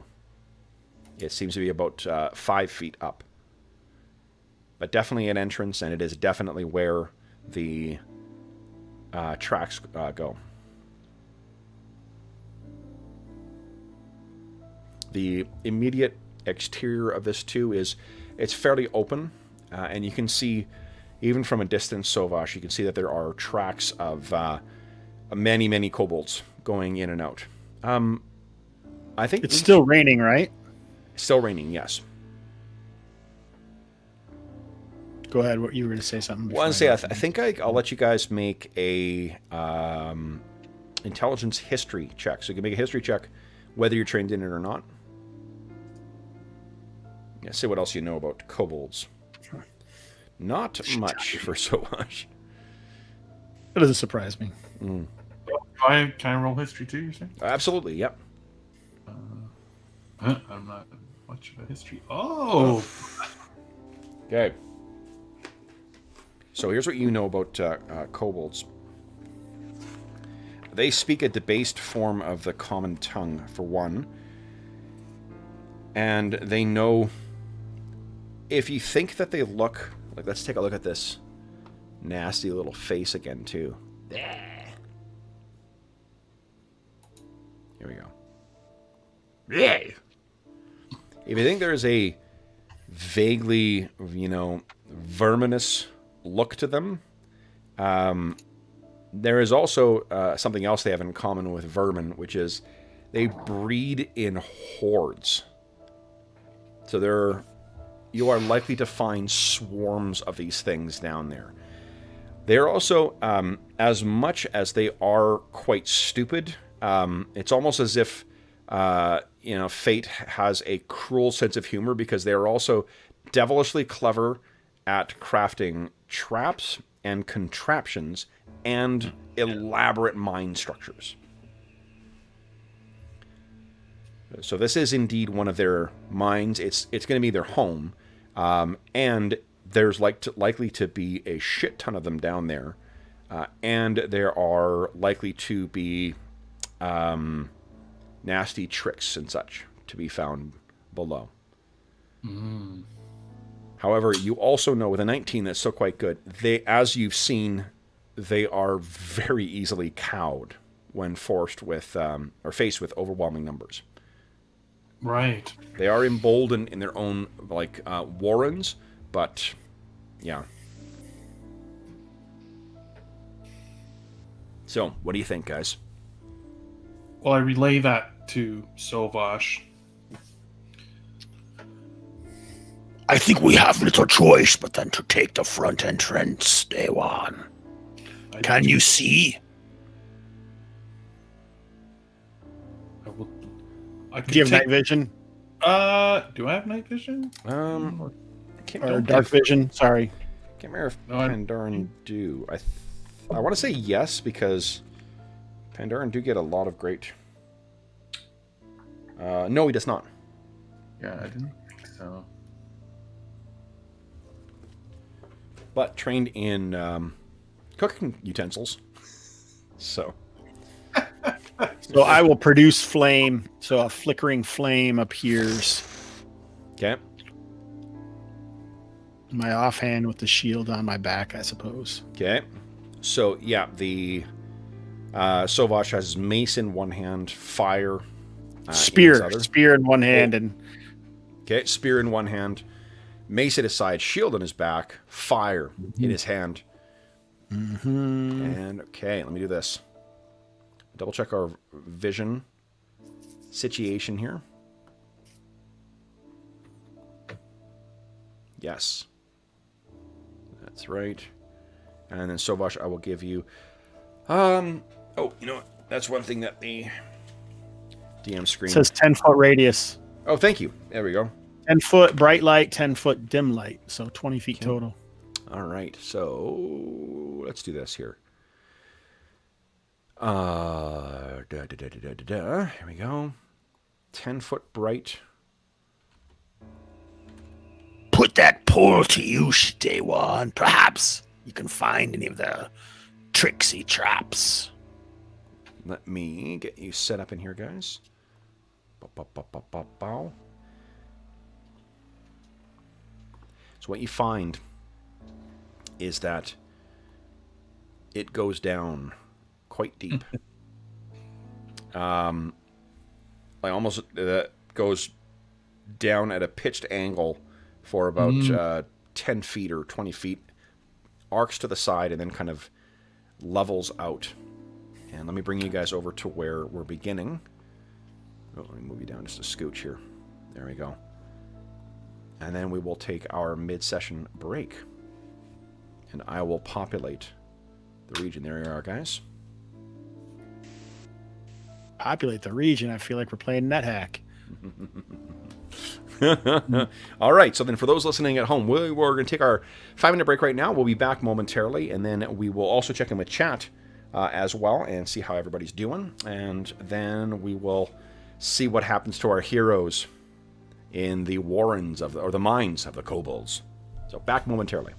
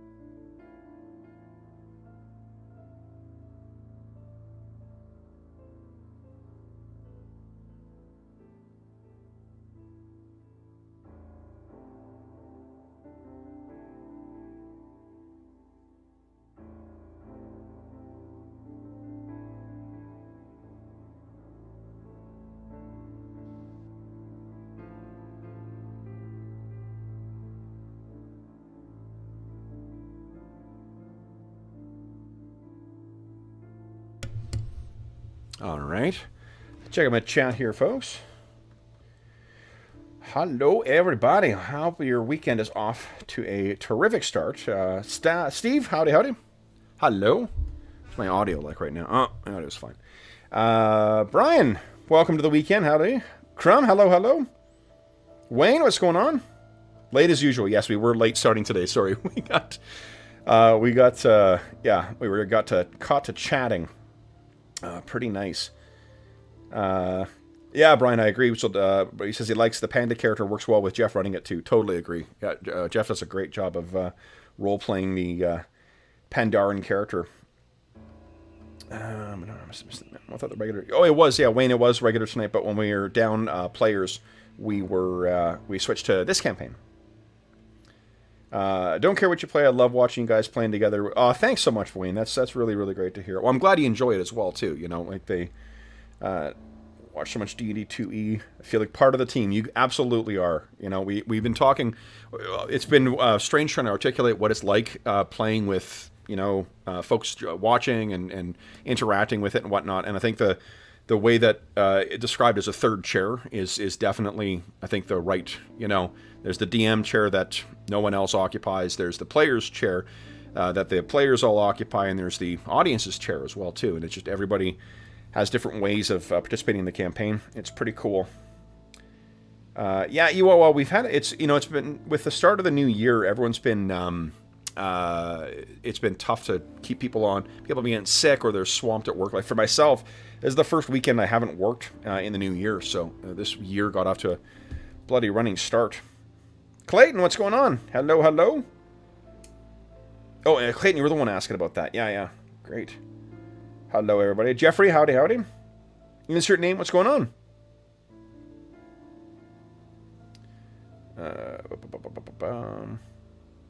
No, there would be no day-to-day. Yeah, insert says there would be no day-to-day things. No, and it's worth mentioning what we're trying to capture with the campaign. So the way that we've this particular campaign, at least, we're not trying to capture the video game. The video game does not have anything other than combat in it.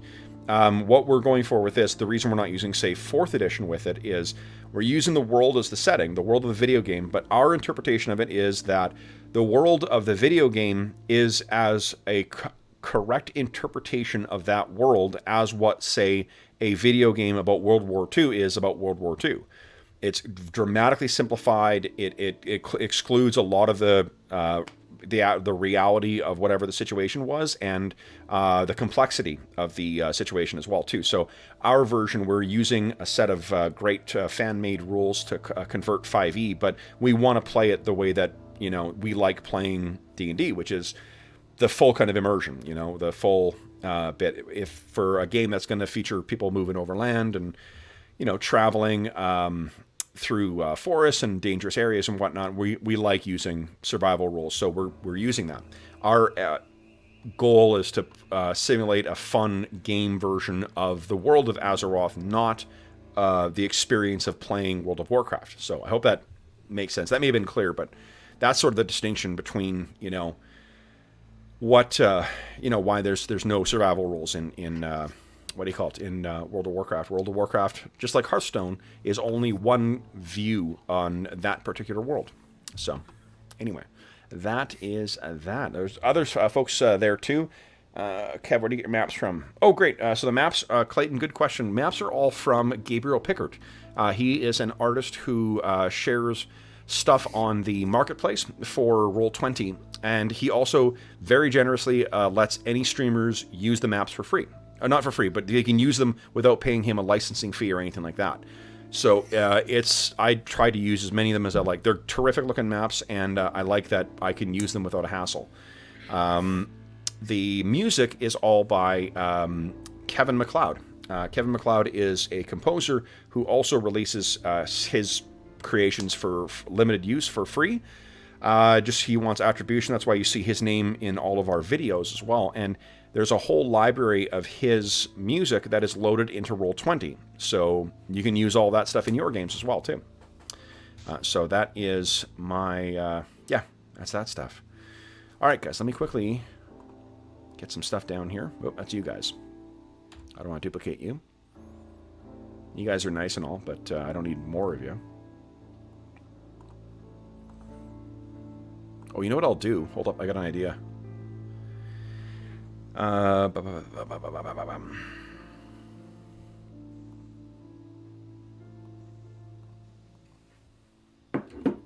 Is this going to work? Let's see.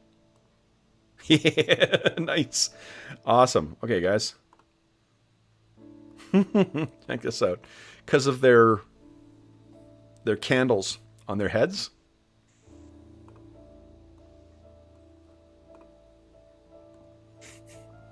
It's going to be a bunch of kobolds.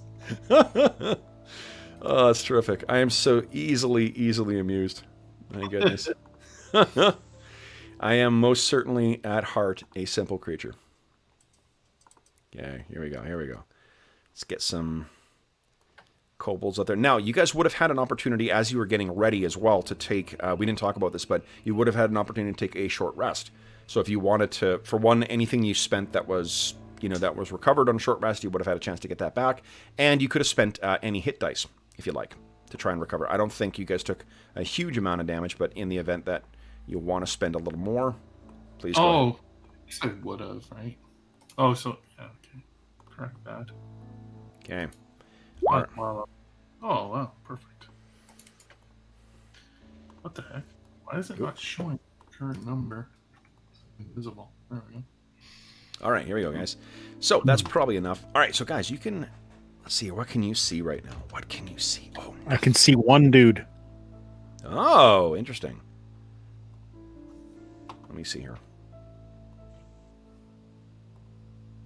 Okay. Yeah, because then you got line of sight to that dude. So what you see, your dark vision right now, Sovash, is being ruined by this light shining. So you're only able to see these narrow, low walls around you guys. It does fortunately open up a little bit, but it's only about 7 feet tall in here, at least this section here. You can see from the markings on the side that this seems to have been carved out of the living rock itself. And you can hear the sound of many, many, many kobold voices further ahead. And as you guys reach that one point, see, Day One, can you see him too, or are you... No, I'm just in total black. Oh, hold up. You should have... Wait. Did I fuck up Sobash's thing here? Hold on. I did. There we go. Oh, there we go. There we are. Yeah. Day One, let me just move you over. There you go. Can you see now someone up ahead? Oh, yep. I mean, I can see till right there. Okay. Actually, scroll a little further down. Oh, well, yeah, I can see this. Yeah. So what that is the candle on the kobold's head that's burning. He actually may see you as well. Yeah, well, if we can see him, he definitely sees us. All right, so maybe what you guys hear is this, as they call out for their fellows. It seems, guys, surprise is no longer an option. What do you guys want to do? Let's roll some initiative. Let's go into initiative order. That sounds like a fun thing to do. Let me get clear initiative here. Oh. What'd you roll? Is that 19? Is that you? Yep. I'll dump the other one. I'll dump that one. I rolled a 5 again. So this makes it easy to organize here. Boom. Day One, you are up first. What are you doing? Well, I think in this case, I'm going to move with Sovash because he's holding the torch. Looks like we're moving at the same time. Yeah. Forward, Pandaren. Maybe I'll move With honor.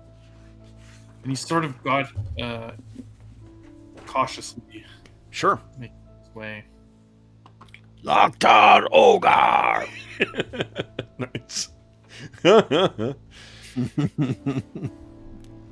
wherever you move to, Sovash, that's where I'll move. Yeah, you can beside. move. I think Sovash, you can move what? Up to 6? Is that right? 30 feet? Yeah. All right. We're gonna go right into all their traps. This is where we die, Jeff. Okay. Yeah. Oh well. So let's see here. I'm gonna start moving some of these guys. Yeah.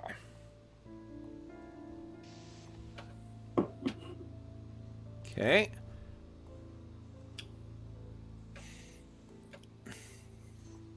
I almost feel like the way we fight, we should spread out in this big open chamber and let them come to us and just take them as they come. We can do some serious damage. Mm-hmm. Okay.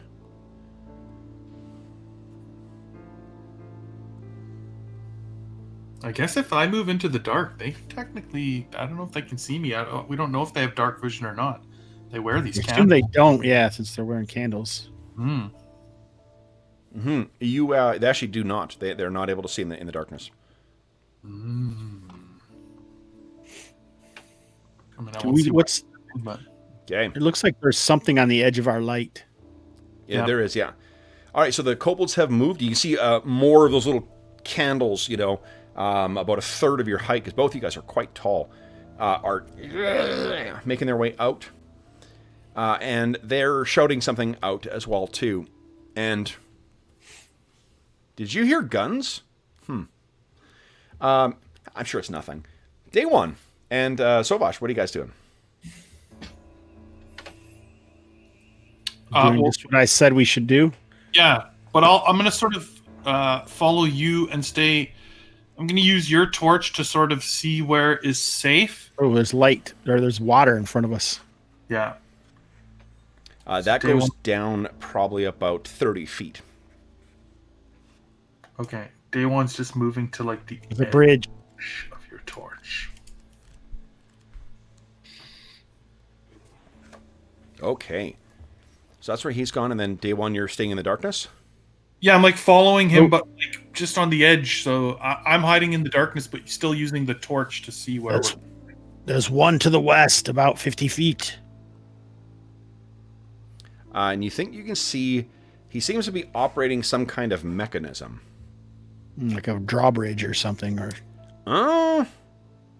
Looks like a cannon. kind of like a ballista, but different, a little different. No crossbar in the front. Yeah. Okay, so then it is the kobold's turn. Okay. So let's see here. First, you see, you're looking over and like, what is? And you see this like flare on the end of it. However, I roll with disadvantage. There's a something smashes to the ground right near you and then skitters off towards your, if you're facing the bridge, towards your left, off to the east. This just threw something at you. Then for these guys, let's see here. One, oopsies, open up the thing. 2, 3. They're starting to charge the bridge. Yeah, and you can see they got those nasty little picks with them as well too. Let me move some others here.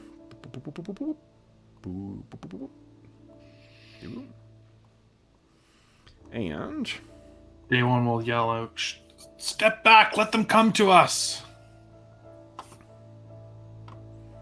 okay, whoopsies. Whoop. Okay. Oh, you might want to, while you're looking over to your, let's see, can you see that there, Sovash? Let's see here. Yep, there you go. On a ledge up to your left as well, too. Looks like someone's getting something ready. Another cannon. Looks similar to that, yeah. Okay. That is it for the kobolds. Day one, what are you doing?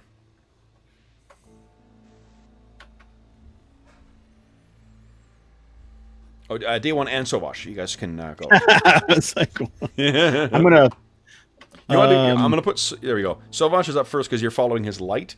We'll go Sovash first. Sovash, what are you doing?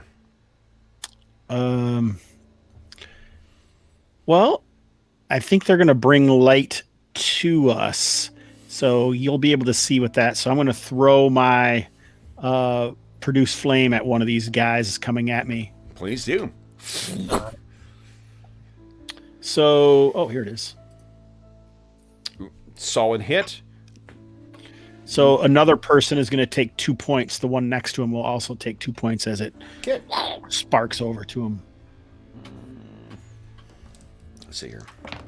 And that was the fire that was lighting our way? that you've thrown. Yeah. Ah, you Yeah. actually killed Yeah. one. That's rolled hit points. Yes. Sorry, buddy. All right. Day one, what are you doing? So you, I can light another one though at will, so it's not even a bonus action. I'll drop my, in case one of these dudes come, I'll drop another elemental resistance totem. Here's the upside: is because it drops, it means that day one no longer has light, but you can see 60 feet now. Your dark vision is back. Nice. So Okay. did you hear me? I'm going to drop an elemental totem next to us. Sure. Excellent. All right. Day one is staying where he is and waiting for them to cross the bridge. All right. So there are. He moved slightly just so that I don't know if you saw that. I shuffled 5 feet just in case the person firing the cannon. Oh, is going to fire again. Yeah. Yeah, I don't think he can hit us. I think we're protected. I know, but I still shifted 5 feet. Just Okay. There are more. Making their way down. Okay. And let's see here. I don't know if they have line of sight. Let's see here. Or they can't see. What am I doing? Oh, you're lucky. All right. Then that's it for the kobolds. So, Bosh, what are you doing? Boy, you can see so much more right now, eh? I can see a lot. I think sorry, Day One, I'm dominating this entire battle. I think I'm just gonna step up and use my thunderous invocation. Mmm. oh no, you should. Send all these guys flying.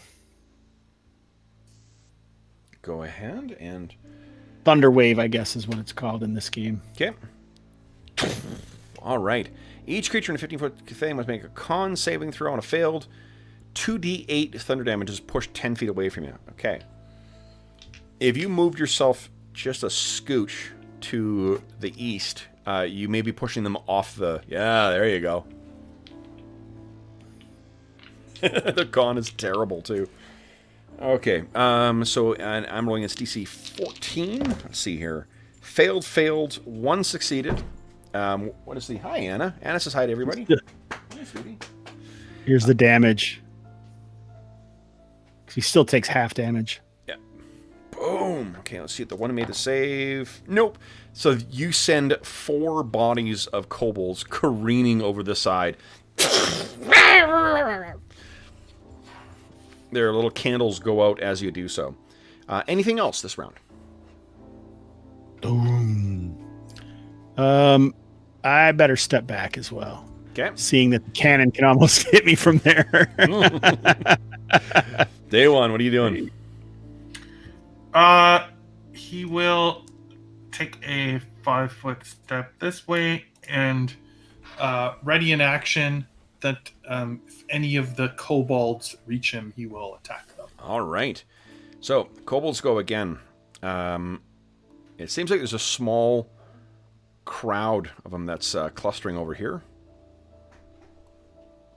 And you same thing over here. And I'm going to make a morale save. Is this where the cannon shot came from? The cannon shot used quite. the other side. Oh, other side. Okay, so both of them actually made it. So 1, 2, 3, 4, 6. They're making their way across the bridge. And there are more that are coming from behind as well. So Vosh, your turn next. What are you doing? Geez, I might as well toss a flame blast at them. Okay.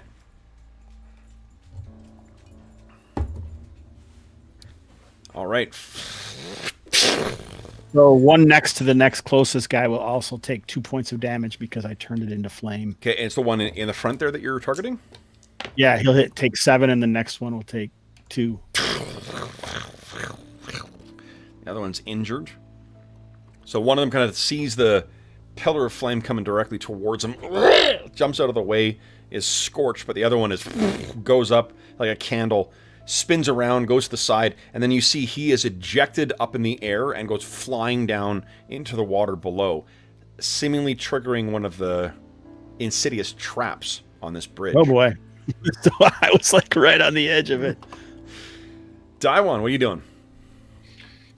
I think he will step forward to the edge of the bridge here and eliminate this last one. Yeah. Go ahead.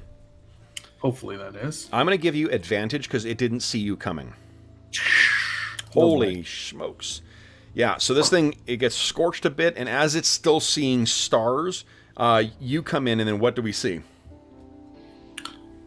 I think it's just sort of a big kick that, obviously just comes in and takes the candle out at the same time as it sort of knocks him right in the head. Yeah, awesome. So the darkness as our ally here. Amazing. So the oncoming kobolds have no clue what awaits them. Yeah. All right. I will let you make your bonus action as you're ready to action as well. You've been spending a lot of turns prepping an action here, so if they get into range, you can make an attack on them. Bonus attack. Nice. Okay. So, Vash, did you go this round? I think I went first. Yeah, you went first. Okay. Yeah. All right. So, day one, you get an attack on one of these guys. Nice. Oh, crit! Holy. You know what I'll let you do? Why don't you give me a stealth check, please, with advantage.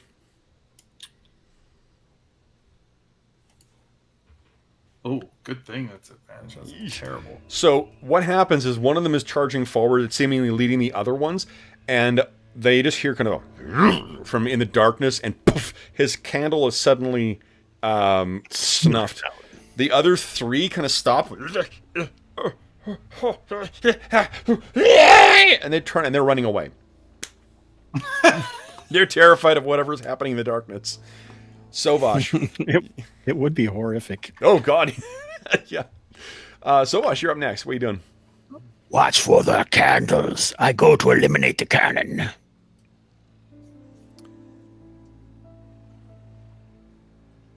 Sounds good. Oh. So I'm going around there to peek around over here. Okay. None of these are the cannon, though, I don't think. They are. It's this one right. Oh, no, none of them are the cannon, but they seem to be carrying balls. Off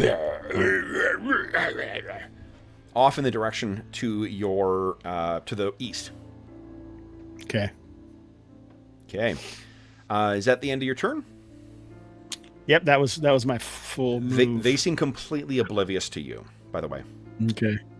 Goodness. Day one, what are you doing? So have these guys, are they where they are, or have they turned to run yet? They've turned, their backs are to you. They are going to be running back across this bridge. Day one is going to use their candlelight and watching their footsteps to cross the bridge behind them, Sure. trying to avoid their traps. Give me a acrobatics check, please.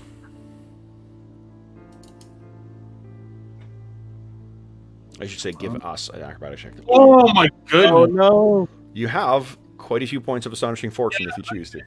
Roll that. That's Okay. terrible. Yeah, it's gonna take 2 points, right? Yep. It takes two of them. Yeah. There. you Way Yep. better. Let me move them, and then you can go ahead and move yourself right behind them. They have no clue you're behind them. 1, 2, 3, 4, 6. There we go. So they get to there. Go ahead and move yourself. He's following them. Basically, he saw or sort of saw what happened to the one who. And then, you know what I'll do? Here's, let me show you what's going to happen here. Because they're dashing. Oh, okay. Yeah. Oh, they're splitting up. Okay. You could have chosen to follow along with any one of them. Your acrobatics was really good. I think that Sovash said he was going to go east, and so I'm going to follow the one going, west. So I'm going to follow the one heading east. Go ahead. So you are on solid surface now, too. Day one. Okay. Back onto stone again. All right. So that was the kobold's turn. The others are shouting at each other. and you can hear the, dropping of stone and, such. Sovash, you're up next. What are you doing? So Sovash will move over a little farther. This is the one with the cannon. All right. And so a splash of lightning as it crosses the water turns into fire as it bursts into... I'll just do it right in the middle of these guys, so it'll hit one other person for 2 points of damage. Okay, so not the one with the cannon?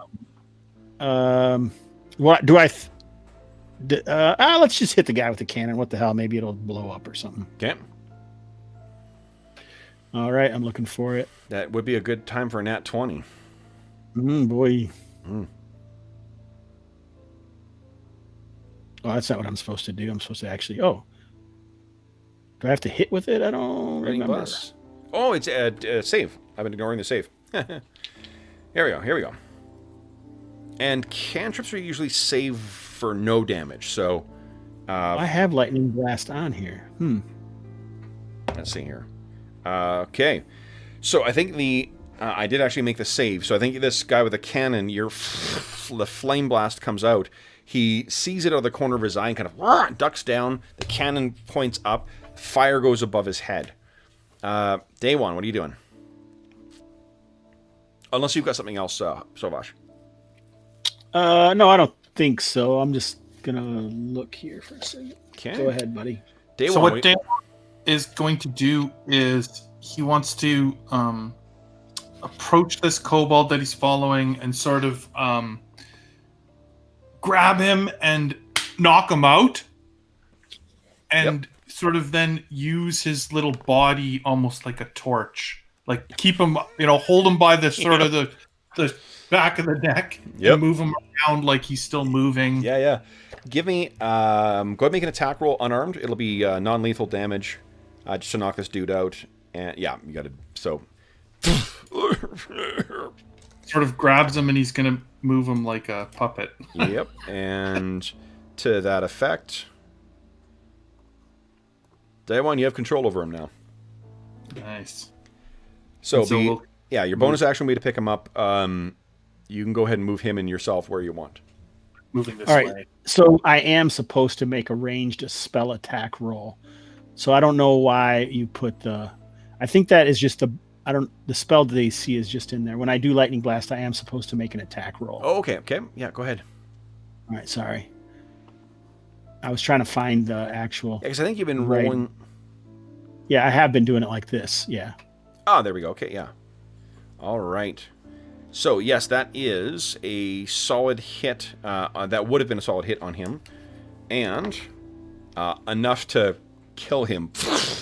The cannon falls down. And the rest of them are like... I'll make some perception checks for them.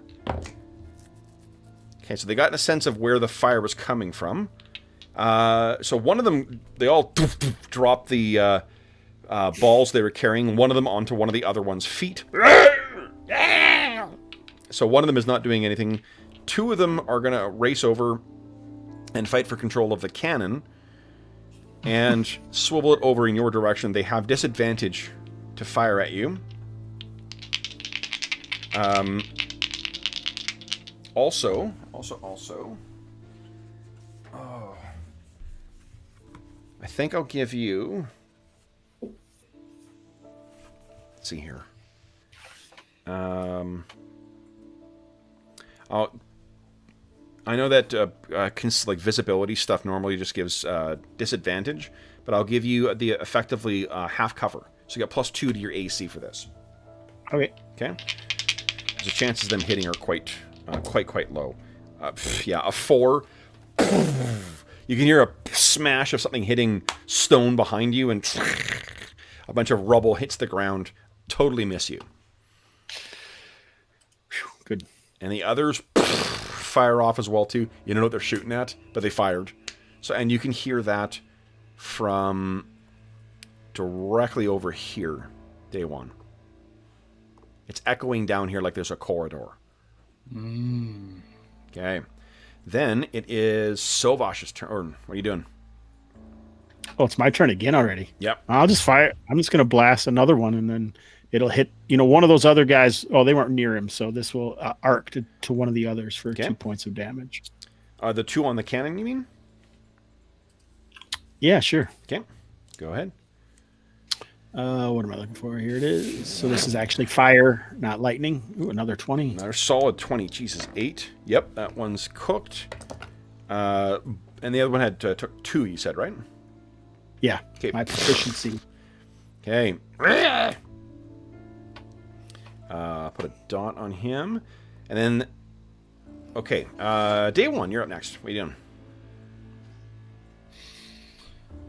Okay, so he's going to continue to sort of use his puppet kobold So ridiculous. make his way up this path. You can move your full movement rate, too. I know, I'm just doing it 1 square at a time because Jeff, the player, can't actually see anything. Or the, tiny little circle of light. So. Oh, but what's up ahead there? Well, I see more kobolds. Yeah. And one of those kobolds is manning a cannon, very much like what Sovash has seen. And it's pointed off to the left. The others are carrying like cannonballs to try and load this thing. Okay. These ones, let's see here. Yeah, you've given them no reason to think that this guy is anything other than a kobold coming to help. So I think, yeah, they have no clue what's coming. The others, one of them runs over to reload. The other one is actually yeah, I rolled a 3. The other one goes racing back down the what do you call it? The area, the cavern. The cannon is loaded.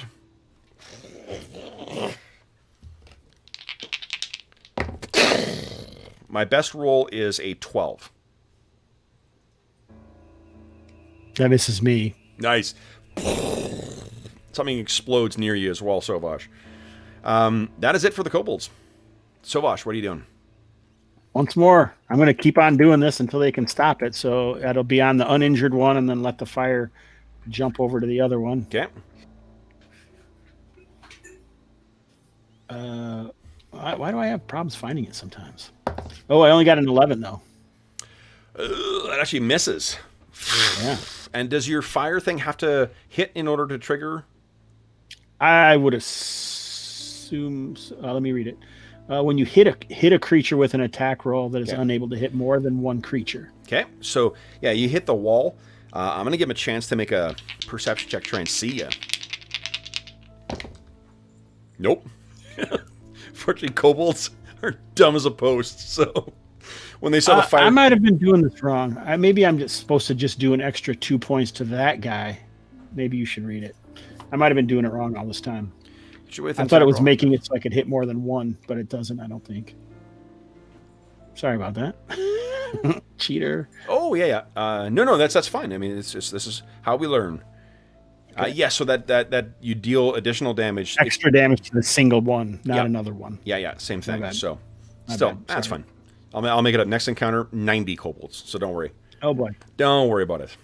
And it's going to churn. We're going to be it's going to be stop motion animation on the map. So many tokens. Sovash, anything else you wish to do? I feel like maybe these guys have taken enough. I'm going to let them continue to fire where I'm at, and then I'll move over. Okay. All right. I'm going to get blasted on the bridge by traps. Day 1, you're up next. Day 1, a.k.a. Kobold Puppeteer. Yeah, he sort of drops this kobold here, slumped against the wall of the cave now, and make his way to the other group. Okay. You have advantage on attack rolls. Ooh, nice. Oh. Okay, so that is 1 dead. And then the second one. 2 dead. and he'll leave it at that. He'll for this round. Okay. Just sort of darkness and sort of knock the first two down. One of them spots you, and unfortunately, it is one of the ones with a cannon still, and they are not smart, so they're gonna swivel it towards you. Oh man. He's gonna fire it at the ground. Oh my gosh. So I need they're all dead, but I need you to give us a dexterity save, please. DC let's say 15. Does that do dexterity save? Yeah. Easy. All right. So you only take 2 points of damage from this, but they are blown up, and you hear a splash as they are hitting the water. All right, Sovash, you hear another rumbling and a smashing from where you were. And there we go. Sounds like it's exactly as you expected. Your plan worked flawlessly. Then, here, I'm going to put purple for puppet over here, too, so we know which one is the unconscious, not blown up. I guess purple on a purple background, that's a little unhelpful. How about yellow? Okay. That's that artist's eye of mine. Sovash, you're up next. What are you doing? So I got to find out what the hell's going on with the panda. Day one.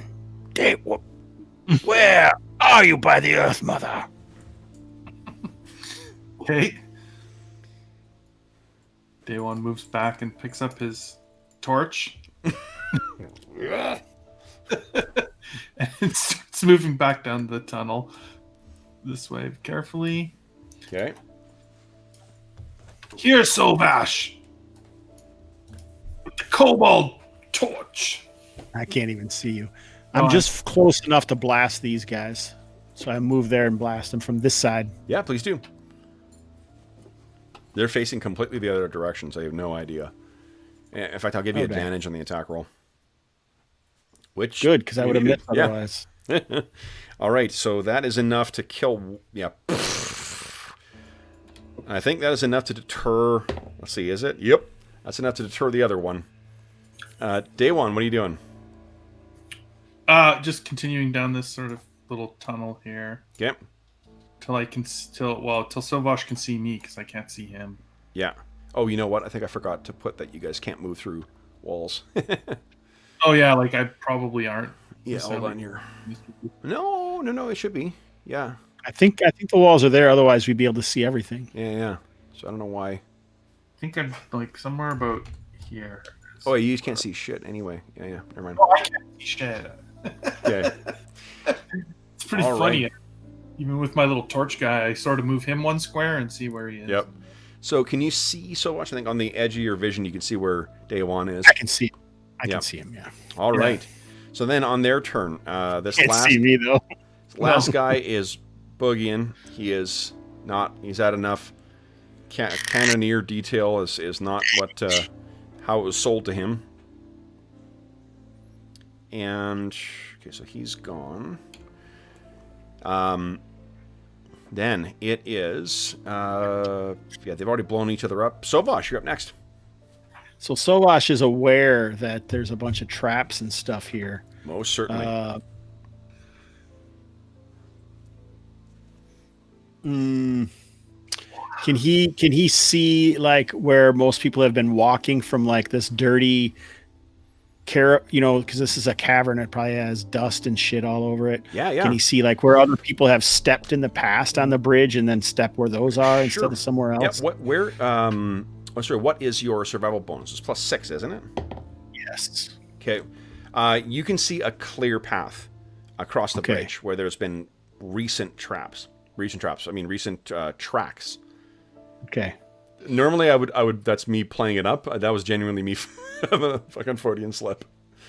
All right, so I can just move across here following it? Yep. Yeah, you make safely to the other side. All right. Now, When I get here, I will produce flame. Well, here's the thing. These guys, Oh. these little shits have only tiny candles on their heads, but they actually carry something that offers a lot more light. Because you could, in theory, put this helmet on and then just sort of like light a different candle, and it would give the same as a lamp, which would be 15 feet. Oh, cool. Yeah. Oh, 15 feet plus 30 feet of dim light. That's Like- a lot. On their little hats. Yeah, they just need to, there's different candles they've got that burn for different brightnesses. Oh, I think now that maybe once Slovash gets there, I sort of check over my my torch and maybe I discover this. Sure. Yeah, you realize. So let me adjust. I mean, your teeny tiny helmet on a great big panda man.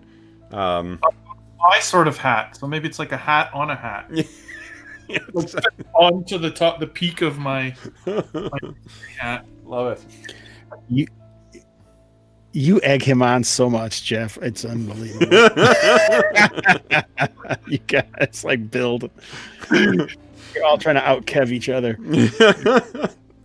Okay, start of dim. There we go. Hey, I thought that was fun, that little torch. That was great. That was hilarious. So you light this thing up, and what you realize is one of them is right there. Oh, It kind of stops in his tracks. He sees you guys, you with your teeny tiny hat on, his seemingly dead companion, now hatless and candleless, and Sovash, the giant orc. I'm going to make another... okay.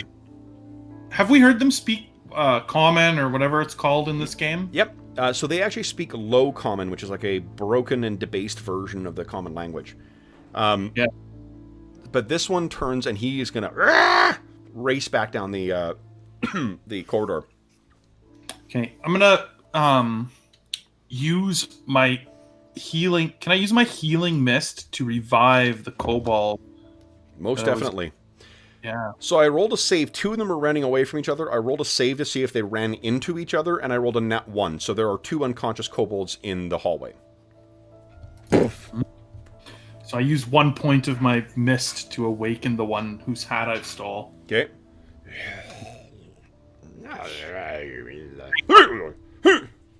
Where is the woman? What woman? The woman you took from our camp. We know she's here in these caves somewhere. Sec, let's get... Here we go. What woman? Give us an intimidate with advantage. Or intimidation with advantage, please. There is intimidation, right? It's not diplomacy? Yeah. Okay. There isn't. Good. Glad he had advantage. First. So, you growl from one side to the other. And he... Which one? Which one? The two Daywan and Sovash exchange glances. Both of them. Yeah. Oh, they must be sacrificed. Which way to the sacrifice? Rockmaw! Down there! Down there! And he points down in the direction of the... I don't know why I'm pointing at the screen like you guys can see. Kev, you dummy. Down here. Okay, that way. Perfect. Down there! Down there! But the mole chargers are down there. Huh? Do not discount the omens, Day One, but I fear we have little choice. I agree. Both will be offered up for bounty in the mines. You cannot stop Rakama. If you bring his fury, he will kill you too. I will shove them. I'll shove them to the ground here. I suggest you stay out of our way, Kobold.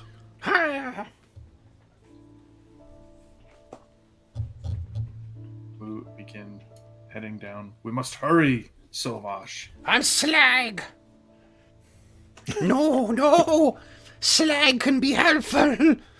Don't leave him. Don't curse. If you anger Rockma, all kobolds, we go broke. No money in the mines. I guess we won't stop him from following us. No money for candles. Unless Sovash does something. No, I'm gonna ignore him mostly. Come along then, Kobold. Come scampering behind you. All right.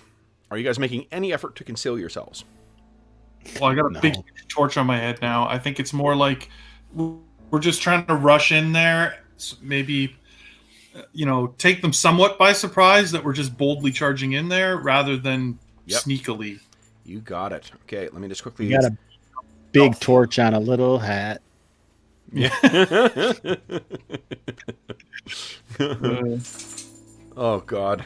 A Pandaren that is played like Chris Farley. Guys.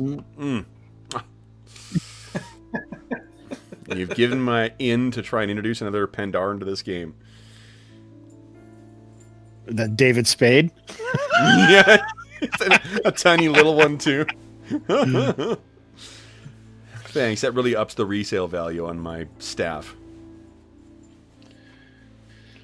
Gosh, I gotta actually... Not one of you guys have commented on my new neck warmer. You're familiar? Yeah. Yeah. That cat is a little large for that neck position.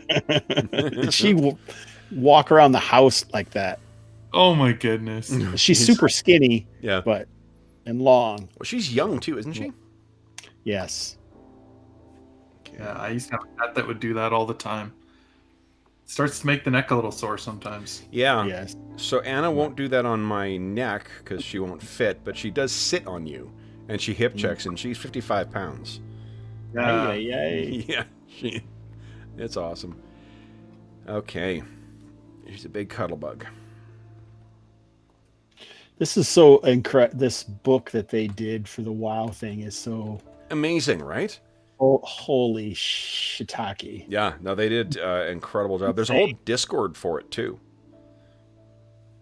It's just insane. Yeah, great. It's a great, like, it really feels like that these classes really feel like with the what do you call it? The classes in the video game, feel like so. Mm-hmm. All right, guys. So let me move you down onto our next map here.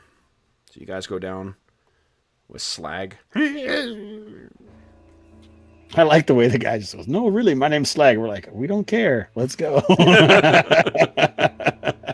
I don't care. All right. Here we go. So this is you guys. You come striding down in here. And boom. There you go. Probably helps if you can see. Oh boy. You guys are up here. Boom. All right, guys.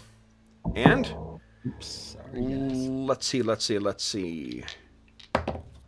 Yep, they look over and see you coming. Oh, you know what? They would have been warned by the ones that got away. So, guys, let's clear out the initiative order here. Boom, boom, and let's initiatize. Okay, I got a 15 for them this time. Kev's just gonna keep on being able to roll until he gets better initiative than us. For me, it's not that hard. Yes. There we go. I appreciate you guys rolling it in order too. So, all right, let's see here. Then these guys are actually going to 1, 2, 3, 4, 6. They're going to start falling back. Okay.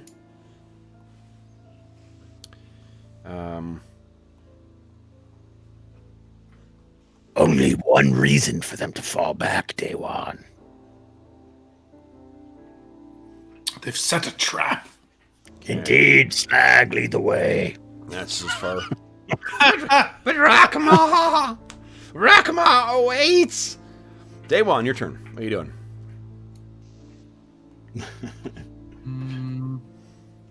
He's also pretty woozy still, too, because you didn't knock him out with one punch. Maybe our best bet is to hug the walls, Sovash. And I'll move along the edge of the wall. Sovash is going to propel Slag forward towards the others. Not like pick him up and throw him, but I just mean kind of push him. Yep. Yeah. And then he'll follow. Day one's moving along the wall. Okay. This is like the worst hiring abuse ever. So these guys go racing back. Oh boy. And then, guys, something that you hoped you would never see, you feared you may live to see. Daywan's underwear. That, unfortunately, you have seen. He insists on cleanliness. No. Guys, what comes bounding around the corner with bright candles on both master and mount? Oh, boy.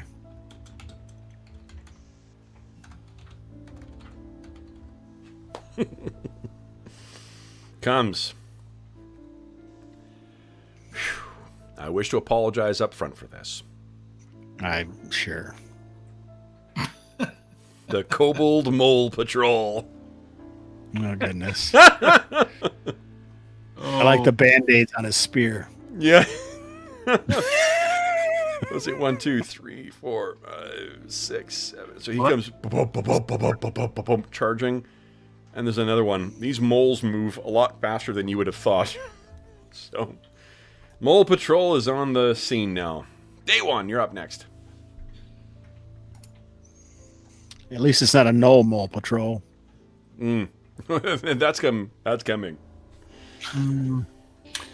They seem to be have lances and are riding the mole. So I have seen fighting tactics like this, and I actually think that my sticking close to the wall will impede their ability to charge me. Okay. So continue moving. In fact, I'm going to move up to this sort of crevice here. Okay. They may not have seen you, too. Oh, true. Yeah. Well, I mean, you got your giant headlamp on, so...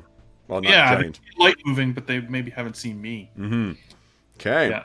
Sovash, you're up next. What are you doing? Sovash is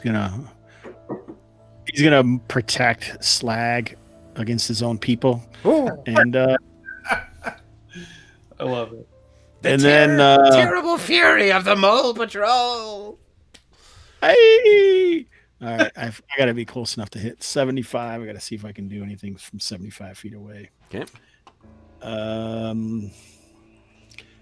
don't think so. Can in this game I can do a reaction to a spell though, right? You can ready an action to cast a spell, you mean? Yeah. Yeah, absolutely. Yeah. It's 5e, baby. Whatever you want. Yeah. So when one of these get in close enough, I am going to blast one of them. Okay. with a lava burst. All right. So as requested, coming on the scene, Mole Patrol. Go ahead and make your attack roll. What do you have to do for your lava burst? And are you targeting mount or the master? The mount, I think. Okay. Oh, wait. It looks like they get a save on this one. They save for half. Okay. Go ahead and click on it. All right. I think it should roll damage for you as well. Yeah. Nice. Okay. So in a spell save. And sorry, wait, it's the mount you're targeting? Yeah. Okay. And sorry, what is that? 26 points of damage. Dex save? Yes, Dex. Okay, so I did make the save. So he takes 13 points of damage then, right? Yep. I think we looked this up before. Yep. Yeah, it's pretty much always safe for half, I think. Okay, let me quickly put a... oh, you know what I'll do? Let you see that. Let you see that. Let you see that. Bottom overlapping. All right, so top one, the red one is going to be the mount. The blue one will be master. Boom. How's that? Let me replace other mole patrol here. It's not good unless you've it's not good if you've already taken the hit points off. I have not. You're fucked. Okay. Those moles are tough. Ooh, they are tough. Okay. So Mole Patrol continues his pounce in. Why did I close the book? Fucking Madison. All right. Oh, shiitake. Shiitake indeed. Where is he? Where is he? I just had him, guys. Let's see here. There we go. Sorry, I'm trying to find the rules for Tarask. It's difficult to find. Okay. It'll rake you with those disgusting claws. Does a 18 hit you? It does. Ooh. You take 8 plus 5, 13 points of damage from its giant digging claws. Does DR qualify? There's no DR in 5e. No. I know. I'm just... Okay, and I think this guy missed you. You know, one of the downsides to having a mole as your steed, they can't see for shit. So, he goes racing along towards Sovash, trying to flank him. The rest of the kobolds seem to scatter deeper into the caves. And who knows what mischief they're up to. Day one, you're up next. Okay, Day One will charge out of the darkness and try to assault the rider. Go ahead. Now, where is Air PHP? Okay. What? What are you looking for? I just seemed to roll twice right away. Oh, that's weird. Okay, so let's see here. I didn't double click it, but I mean, whatever. Okay.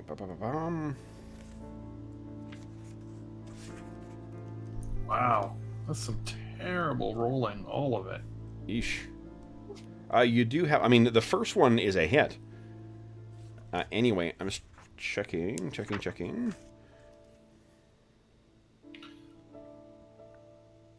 Well, based on the time of evening, I'm going to spend another key point and do the flurry, so it'd make a third attack on him. Okay. There we go. All right, nice. Yeah, boom. So hit. So you hit the master. So the first hit is that. Second one does that. You hit him. Okay, that is it for you then, I think. Daiwan. Sovash, what do you got in store for us? All right, so Sovash sidesteps and blasts a thunder wave because it does a 15-foot cube. Nice. Poor Slag. Not backwards to Oh, Slag. okay. I want to hit all four of these dudes. We've got guys and their mounts. That makes more sense. Like, boy, I didn't realize you hated him that much. Yeah, the other way though. Okay. All right, so here we go. Only 7 points. And in this enclosed area, the ceilings in here sweep up about between 10 and 20 feet tall. So it just echoes around in here. And I think some of the stalactites fall down in the aftermath. All right, so they get a save or they get thrown. I just keep closing the fucking book. Oh my gosh. Oh, God. I got distracted by something shiny. Here we go. I'm going to leave it open this time. All right, so I got, let's see here, the 2 moles. The moles, one of them fails, one of them succeeds. The 2 no, both of them fail. So first they thing, get pushed 10 feet away if they fail. yeah, and you did 7 points of damage. Okay, so the one that you were facing, his corpse goes flying through the air, pinwheeling off of the mount, leaving his seat open. And the other takes... Yeah, you thought griffin mounts were good. Giant mole mounts.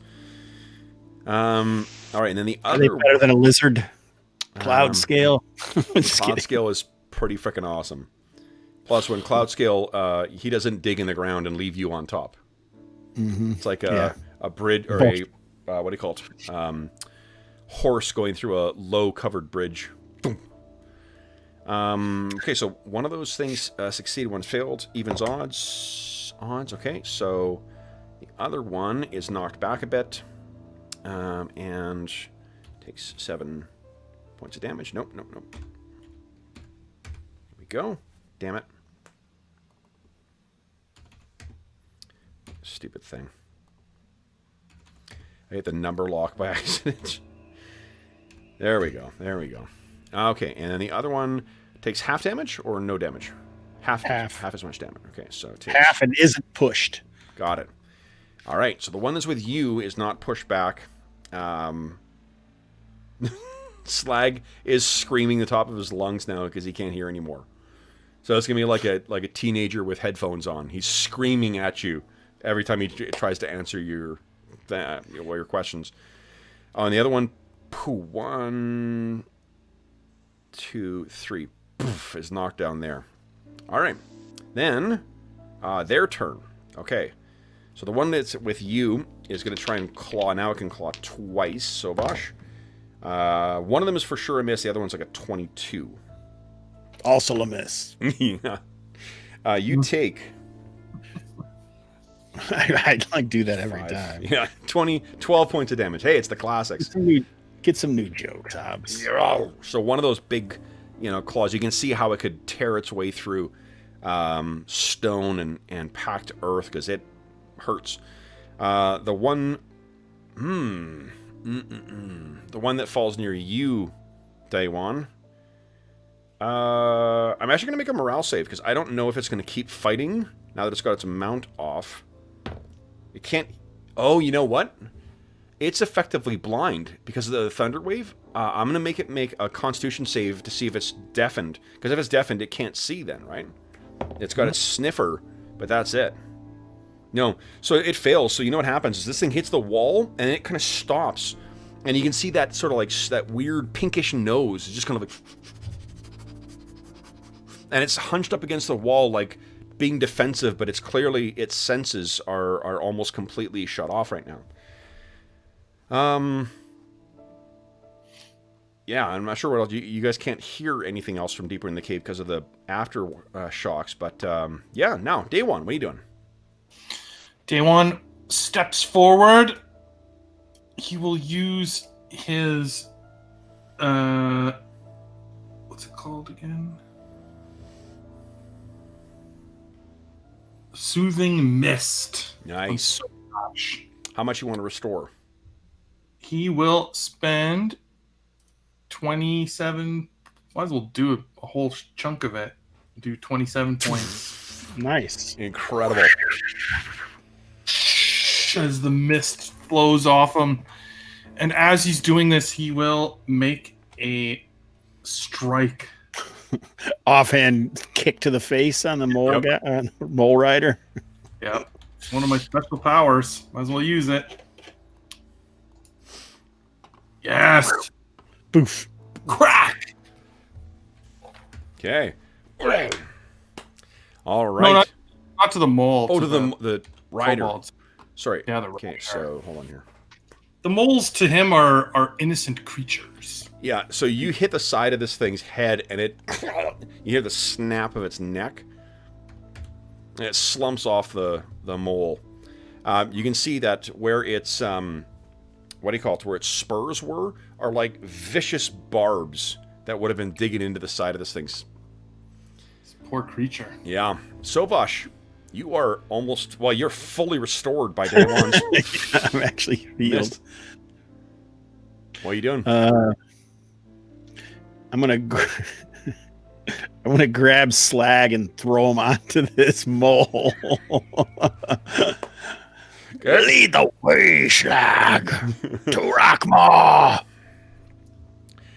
Go ahead and give us a strength or athletics check, please. It's only a DC 10, so shouldn't be too hard to get him up there.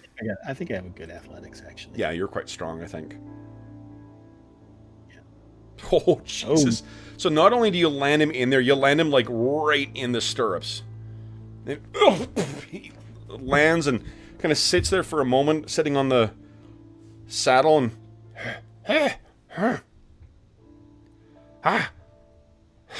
I am part of the mole patrol. So Slag tries to grab the... Why don't you give me a D... Give me a D20 roll, please.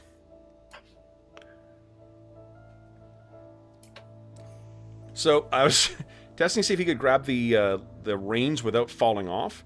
And he's got the reins to the mole mount. So he's got this thing under control now.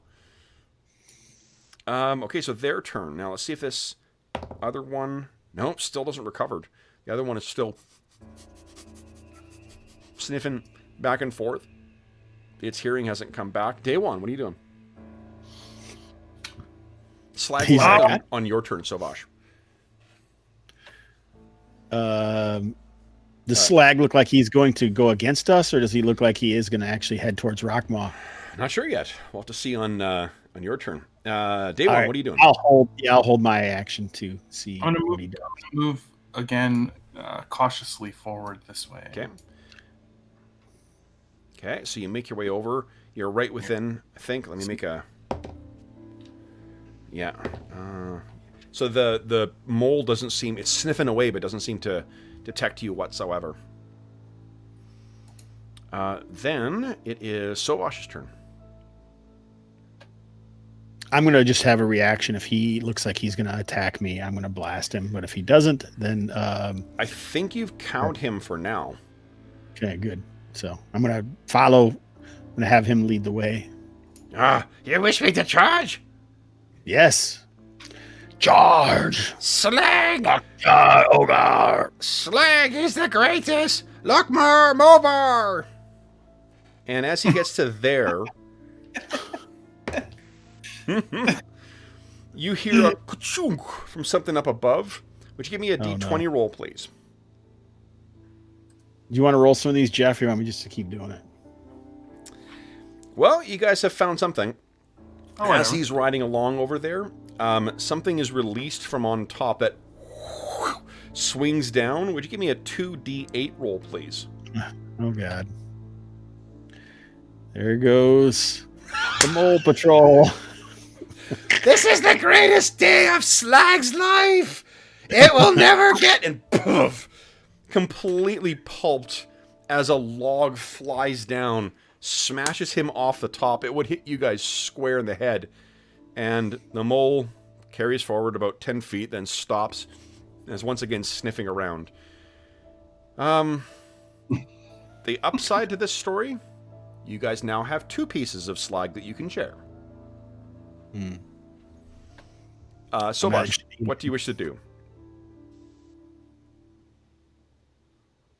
I'm going to carefully move down. Oh, shit, here's all the kobolds. Okay. So they're there. They're yelling at each other right now because they seem to have triggered some kind of trap, and they thought it was for you guys. Then it is their turn. Now, did you have any other actions, Sovash, or was that everything for you?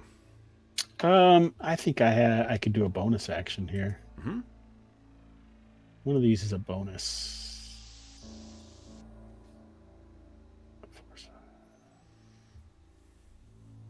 It's not what I thought it was. I think I'm good. Okay. So on their turn, I'm going to try... 2 of them are going to try and push the... Like, get the mole to go back and attack you guys. Let's see here. It is not a good chance for it. I rolled a 2 and a 6. So why don't you guys go ahead and give me each a d20 roll? Oh, 1. Net 1. Not great. And a 4. Not much better. They're so small. They I think, are so... they know that these things turn on people all the time. So they get in there and try and rush it back. And then when it leaps out at them, they both kind of jump back. The others are going to start racing forward here. And... 3 of them will be able to throw shit at you. Sovash. Okay. One of them hits a 17. Oops, sorry. I didn't know it would do that. What happened? I think I just put something in the chat on accident. 17 hits. I have an AC of 16. 17. Okay. You take 1 point of damage. Rock hits you. And then, Daiwan, you're up next. Yeah, okay. I'm gonna move down here. 1, 2, 3, 4, 5, 6. Oh, and I see a lot of kobolds. Yeah. Okay. Anything else you wish to do? No, I'll just stop there. Okay. Then it is Sovash. What are you doing? I think Sovash will blast one of these guys. Okay. Lightning blast. Okay. Oh, sheep. It's fire. 9. Yep, 9 points. Yep. Torch 'Cause one of them. They don't wear leather armor or metal armor, I'm assuming. They do not. No. They have. Okay. Yeah. No, they don't. Okay. It's barely, to be honest. I'm not sure they've got any armor on. Okay. Then it is. Anything else, Sovash, or you done? I'm going to move up behind the mole. Okay. Our mole tank. All right. Let me make a perception check for the mole. He does not detect you. Okay, then it is them. That one outside. Is that mole recovered yet? It has. Okay. And... so I think... on a... you know what I'll do? I want to randomize what it's going to do. And I think if I look at confusion... that'll tell me, it'll give me a good idea. What does confusion do in 4E? There we go. Would you give me a D10 roll, please? Does not Beat a 6. Yep, does not move or take actions this turn. Give me one more for the other mole. Let's see. Mega Mole. Beat a 1. Creature uses all its movement to move in a random direction. Give me a D8 roll, please. 6. All right, so 1, 2, 3. Come on, you. 1, 2, 3, 4, 5, 6. All right, so kind of shoves past you. 1, 2, and races over in this direction. Both of us on each side were kind of hiding behind the mole. Hey! Shit. All right, then the kobolds. They will. Well, these guys will run in and try and get you. These ones will try and get you, Daimon. Can I get in there? 1, 2, 3, 4. Yep. Okay. And the other ones will reposition for range attacks. And these chuckleheads down here are going to run away from the mole, because that's terrifying. And down this passage over here. All right, then I got 2 on Daiwan, and I got 2 on Sovash. Daiwan, I don't think either of those hits. I will higher than a 9 with their attack modifier. For Sovash, though, a nat 20. So that is Still a miss. 6 points of damage. Yes, 8 points of damage in total. Oof. All right. Then it is Daiwan's turn. What is on deck, Daiwan? Time to take these guys out. And while he does it, he says in common, Give us the girl now, and we'll let the rest of you live. Okay. Oh, jeez. Bam. Boom, one down. Bam. One injured, not quite down. He takes a 5-foot step forward. Yeah. Follows that command down the hall. Okay. Sovash, you're up next. Sovash stabs Actually, at the start of your turn, Sovash, what I need from you is a... give us a wisdom save, please. That call that you've heard, the pained thing, Yeah. you hear it loud from down in this direction. Rockmaw is in the direction of the mole that fled. We must save him. Okay, now it's your turn. Sorry. Yeah, I'm going to stab with my spear, and then a lightning shield bursts up around Sovash. Oh, nice. Oh, I missed with my spear. Oh, now 1, 2. Not great. All right. So, you guys have, what, 3 points of Astonishing Fortune left?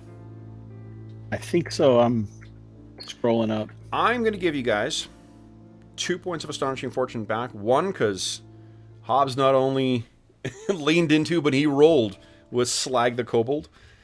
And, Jeff, that was some effective strategy against the wall, so... I'll re-roll, so we'll be back down to 3. Yep. Stab. There we go.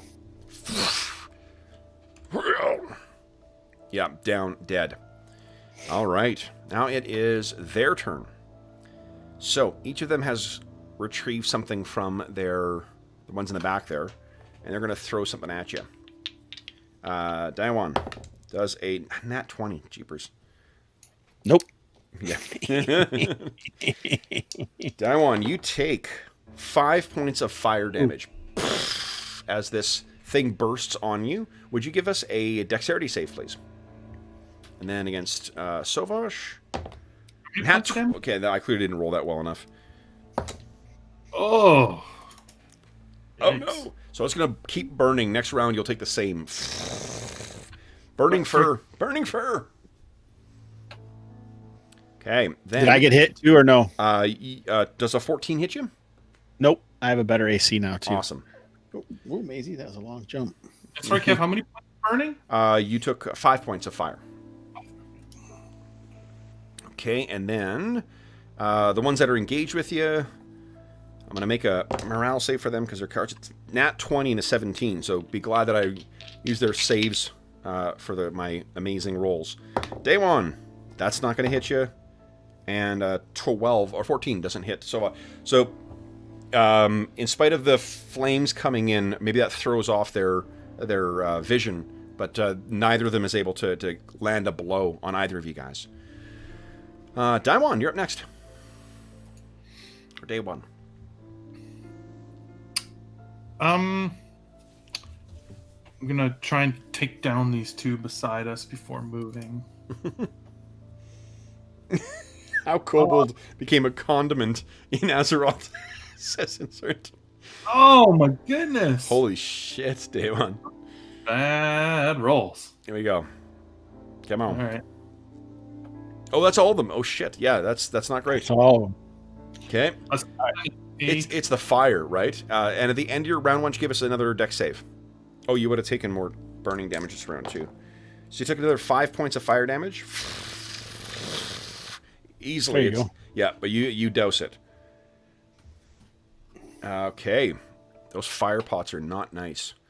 If that's it for you, day 1, it is Sovash. All right, so for a bonus action, I'm going to throw my elemental resistance totem out. Can I do that? Oh, yes, absolutely. Sorry, what I was going to say, I forgot. I thought that someone would take lightning shield damage, but no one hit him in melee. Nope. Yeah, you have to hit him. Yeah. Yep. Okay. And then I will stab a guy. Yep. I'm going to stab a kobold, they say. Please. Oh, and you're being a canny player, and you're using flanking against the one between the two of you, right? Correct. Roll with advantage, please. That's a solid hit. Day 1's massive paw misses one, but he leaves you open for your spear. Is that it for Sovash? Yep, I already did a bonus and a... All right. So these guys make attack on Sovash. Sovash is a 16 hit you. Nope, I have a 17 now with my lightning armor. Awesome. These guys are getting another fire pot ready. Then it is Daiwan. I'm gonna take out this last one by me. Okay. So I gave you flanking now, I think. I'm assuming. So you got roll with advantage. Nat 20. Oh. All right. Yeah.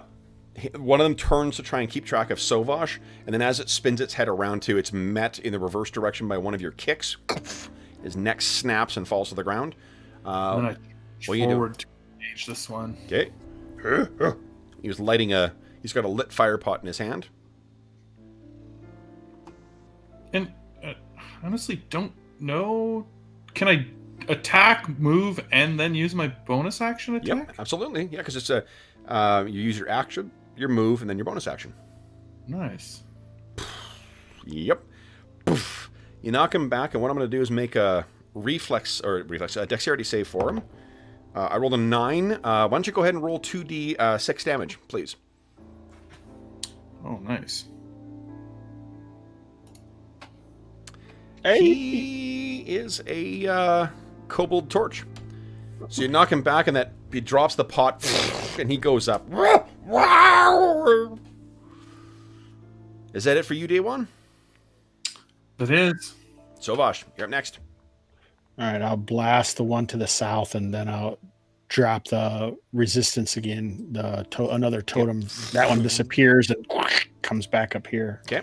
To help us from that fire. You got it. Ooh. Yep, consumed. I think just fire is like streaming from your eyes at this point too. The amount of fire damage you've been doing. All right, and this last guy. Let's make a morale save. No, he makes it again. So day one, he spins this pot above his head and then throws it at you. A 16. Ah, that's a miss. Nice. Ooh, yeah. Oh no, sorry, exactly. Sorry, I thought I had a 17. I actually have a 16. Oh. 6 points of fire damage and a dex save from you, please. So it gets summoned into half. You only take half, right? Oh, that's right. Yeah, you got resistance, so you take 3 points of damage of fire. Oh. And then a dex save from you, please. Oh. God. Okay, so you are on fire again. Then this thing will move. And what you realize is as it's running over here, you hear a voice which sounds like a human voice. Day one.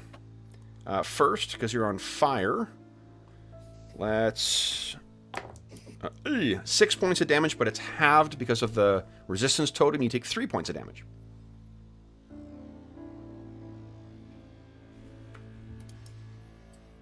So you take 3 more fire damage for day one, and then it is your turn. What are you doing? Oh, and then I'll get the chance to save at the end of the... Exactly, yeah. I will... Let's see. 1, 2, 3, 4, 5, 6. Wait. 1, 2. Yeah, I will move to here. So there is a human girl chained to the wall there, and you can see there's other chains along the wall.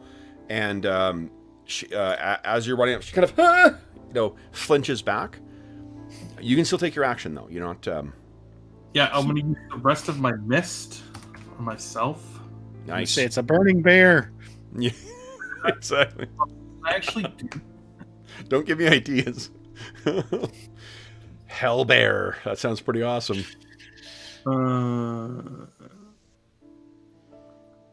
Yeah, I think so. Okay. And then I will make my included attack. Fucking awesome. So swear. Oh yeah. So yeah, you.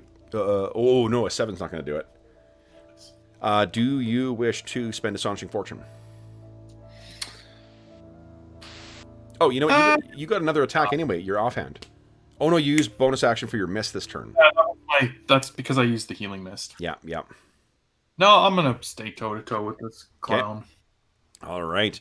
Sovash, what do you got in mind? So I've seen this Day One has went after. I don't think I heard the girl and all that. So Okay, give us a little perception. I'll say DC 12 to have heard it over the fucking noise and whatnot. No. Nope. All right. So basically, I'm really interested in Rockmaw. Just assumed Day One was going to come that way. Okay. So these kobolds will have made their way deeper down. I think I will dash. Okay. All right. Racing down. Pretty cool. All right. Is that it for you, or you still got more movement? Nope. That's it. I think 30 Okay. feet. Yeah, twice. So. All right. So then back to Day One. This guy. Oh, Day One, make your deck save. Oh yeah. Yeah, see if the fire's out. Come on. Yep, fire's out. Nice. He make your attack of opportunity because he's going to move over. Oh, no, he can step 5 and not take attack of opportunity, right? Yeah, that's He goes over to her and he's going to try and like grab her and hold a pick to hold her hostage. But why don't you give me a 1d20 roll, Day One? So he goes in and tries to grab her. She gets up on her knees and kicks the kobold and knocks him back. she sees hope. Yep, Day One, your turn. They want to step forward and interpose himself between her and the kobold. Okay. And bam. Yep, and down he goes. Yeah. And then he'll turn to help her up. Okay. So at first she's sort of like, huh. But then, I mean, there's just a serenity that comes not only from Pandarans in general, but monks in particular. A stillness that you sort of communicate to her and help her up. And she looks at you, her eyes, kind of stunned. Like she's dirty and whatnot, but and her clothes are in bad shape. But she gets up and thank you. Sovash, what are you doing? You can hear it even louder down there. All right. Well, it's hard for me not to go for that. Come, Day One, we go to save Rockmaw. I love it. All right. Day One, can you even see him at this point? Let me zoom out a bit here.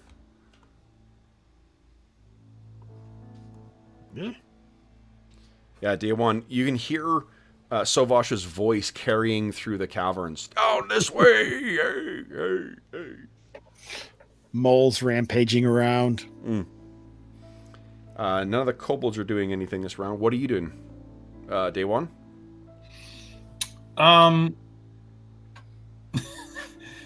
It's like I don't know if he's gonna tell her to. I think he'll tell her to. Is she chained up or anything? She is, yeah. He says, "Wait here. We'll be back for you." No, wait, no, And he'll charge off. please. I don't hear anything, so. Curse you, Panda! No, I mean, she it doesn't looks say like- that. Okay, I'll find the kobold that was here if he has a key or anything. Sure, yeah. He, let's see here. Let's say there's a 25% chance it's him. It is not him. He does not have the key on him. There's only 50 of them laying around here. I mean, Yeah. like, you could kung fu that lock open if you want. The kobolds are many Okay. things. Yeah, okay. Yeah, let's see here. It's, Lock. yeah, give me, I feel bad for her. Oh my goodness. That's a terrible roll. so you, hit the lock, and she kind of looks at you like, oh, wait, is the 19 your first roll? What? No, I only made one roll so far. Okay. The other one was the attack I did. So you hit it, and you're kind of like, oh. And she looks at it, and she's like, "You're going to punch it open." You technically have a bonus action to martial art again if you like. So, I mean, Oh, there we go. you kind of look at her and Yes. quick strike, and it breaks open. And she's like, "Oh." You still have a move if you like. Yeah. Come with us or flee. Makes no difference to me. Okay. You, ma'am, are a dick. All right, Sovash, what are you doing? This isn't our friend. So, Yeah. It could be, just not yet. Oh, well, true. Come, T1. Do not tarry. All right. Let me quickly, guys, get get this. Oopsie, wrong thing. Quickly set up here. Coming into the home stretch, baby. I gotta save my cat. Okay. Let's see. Okay. So, what do I have? Nope, that's the Mole Patrol.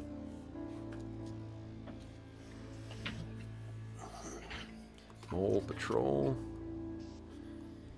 Who would have thought I'd enjoy Kobold Cavalry as much as I do?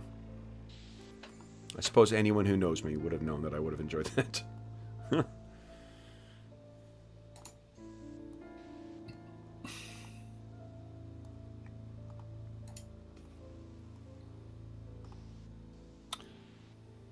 Alrighty.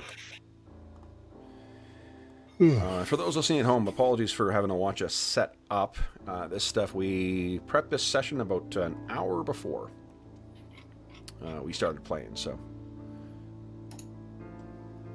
But it is, yeah. I'm enjoying this, guys. Like it's a fucking fun world to play in and write for. Yeah, it's good. All right. Nope. Oh, god dang it. Madison? You big stupid fingers. Alright.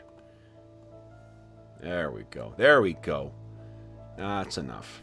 Almost. Let's see here. You guys are hitting all the hits of the high points of Warcraft, signature beasties, too. You fought Murlocs, you fought Scourge, you fought Gnolls, humans, Undead. Mm-hmm. Oh, that's a Scourge. The Scourge. Oh yeah, Scourge. Yep, you're right. I keep wanting to call them Forsaken. The Forsaken are were part of the Scourge. They are separate now. Free-willed undead as opposed to the Scourge, which are enslaved to the Lich King or Queen, depending on the timing. All right, guys. So this is what you come into. Let me I'm gonna clear you guys out. Boom, boom, and I'll move this over here. Let me. Oh, I gotta put one more token in here. Where is it? Actually, I gotta put two more. I'm lying. Vicious and brutal lies. So she's got some kind of face markings. Mm-hmm.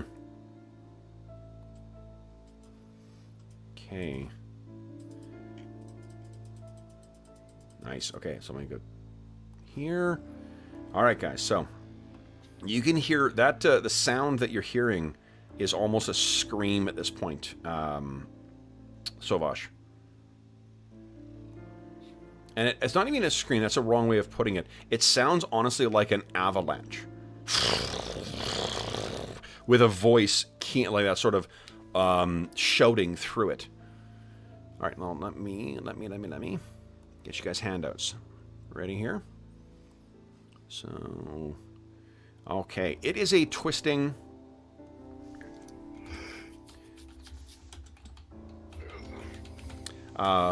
cavern that leads you through to get to the chamber of Rockmaw. Oh, if you had only Slag to guide you and warn you what Or Slag. Poor Slag.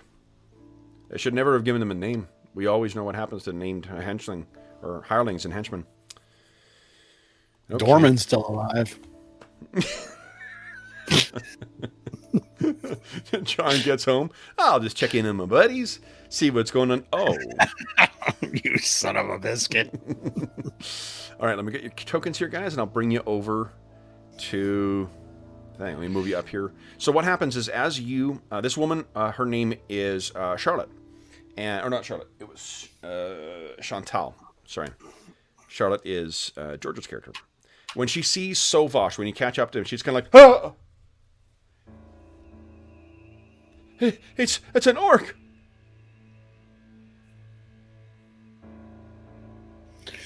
Pay no mind to the flaming eyes, miss. Give us a diplomacy check, please. See how charming you are. Persuasion? Persuasion, yeah, please, not diplomacy. How about an 8? So, whether it was his intent or not, it came out a lot more sarcastic than what he said.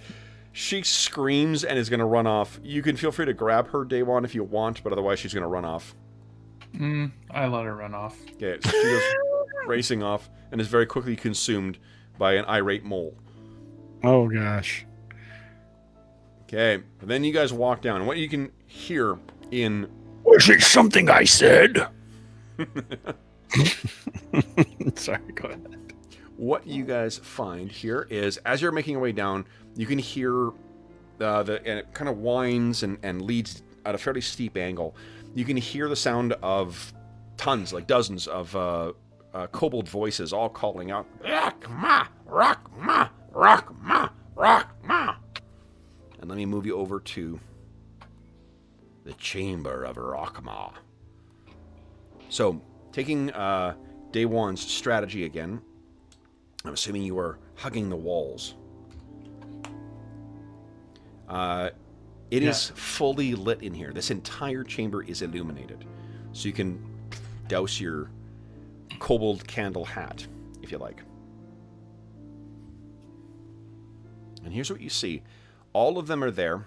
Most of these kobolds look very much like what you saw before. Can you just poke out there? Let's see here. Yeah, but you can see Sovash. There is one among them that seems very different. And he is the one who seems to be leading the chants. And that is this guy. Or girl. Rockma comes. Rockma, we have your offering. And you can hear something, moaning. And you also see something. See that rock that's right there? We can't see it. Oh, you can't see there quite yet. Yeah. You can go ahead and move yourself a little further forward if you'd like, guys.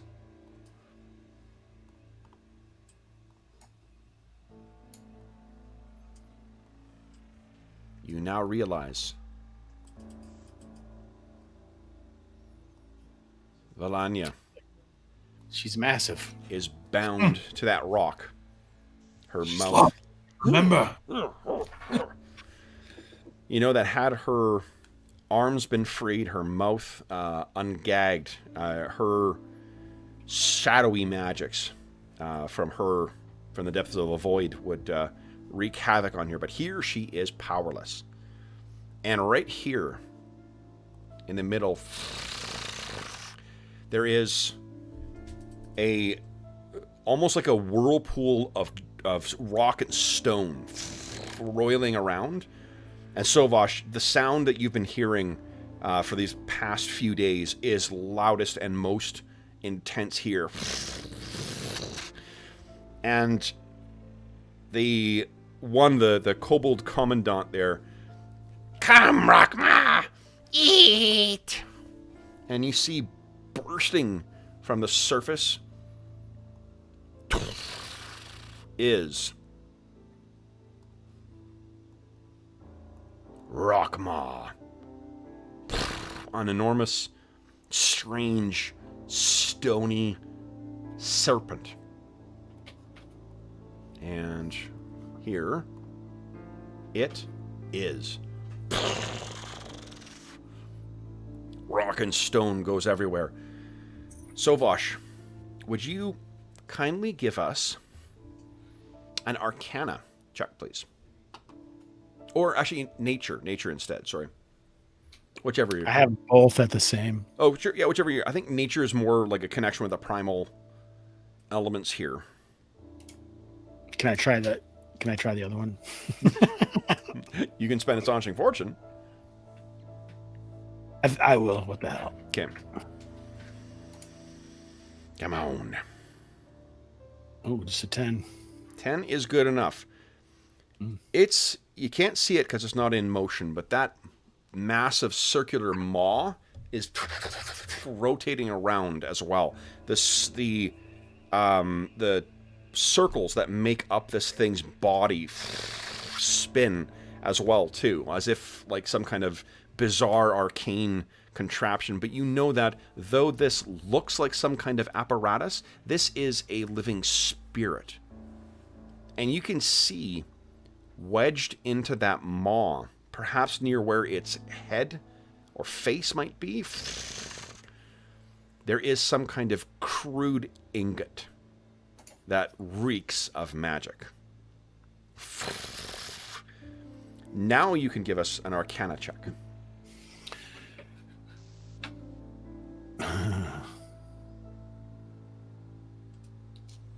Yeah.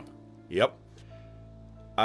You want to guess where in this room has the same arcane aura to it?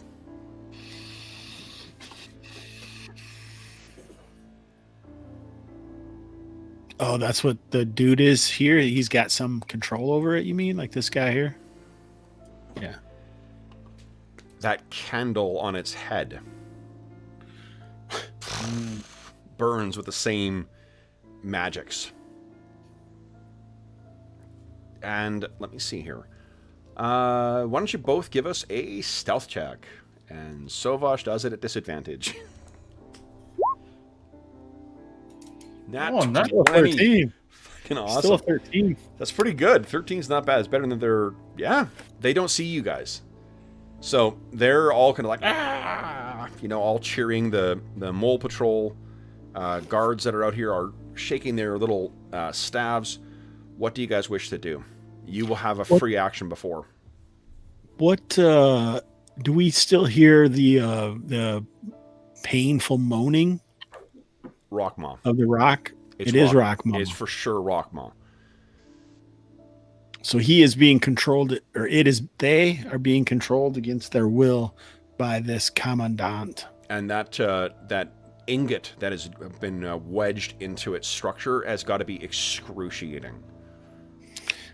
Do I think that that flame on the commandant's head is a natural flame?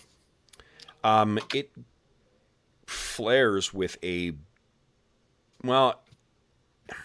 is natural magics, but it is perverted. There are two kinds of, normally shamans, what they want to do is they want to work in concert. They are selected by the elements. You work with them as partners. This is not doing that. This is subjugating things to your will. So it is a kind of elemental magic similar to what you do, but closer to what what mages do, where they. So it's definitely not a non-magical flame, right? It is definitely not a normal flame. That's right. Okay. I was asking because with control flames, I can snuff non-magical flames. That's why. Yeah. But I can't do that to this. No, but you know what I'd let you do is I'll let you roll. You could use your action to do an Arcana check to try and use that spell to get through the magical enchantment and snuff it out. Because it's just a cantrip as long as I'm within 60 feet. So I'll move within 60 feet if I'm not, and I think I will try to do that. That's just my instinct. For sure, yeah. Well, I mean, like you've heard this thing's agony, and it's. I should have used the 1 point. I didn't. I was going. Oh no! So you go forward, and what do you say to try and snuff this out? Well, I think I might speak elementally Kalimag, here. yeah. Yeah, Kalimag, and say, out, harsh flame, for Rock Maw is in pain. Nice. now I'm rhyming. Ba-dum. So yeah, you can go ahead and move yourself forward. Are you within 60 of it? I don't know. I'm going to see right now.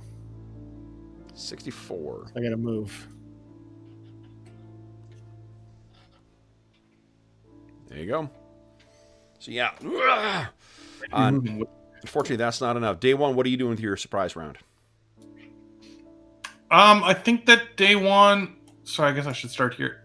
Would be like it's like, you know how he starts out sort of stealthily, tiptoeing, moving, getting faster, and then as he's approaching this, he's in like a full run down into the cavern. Okay.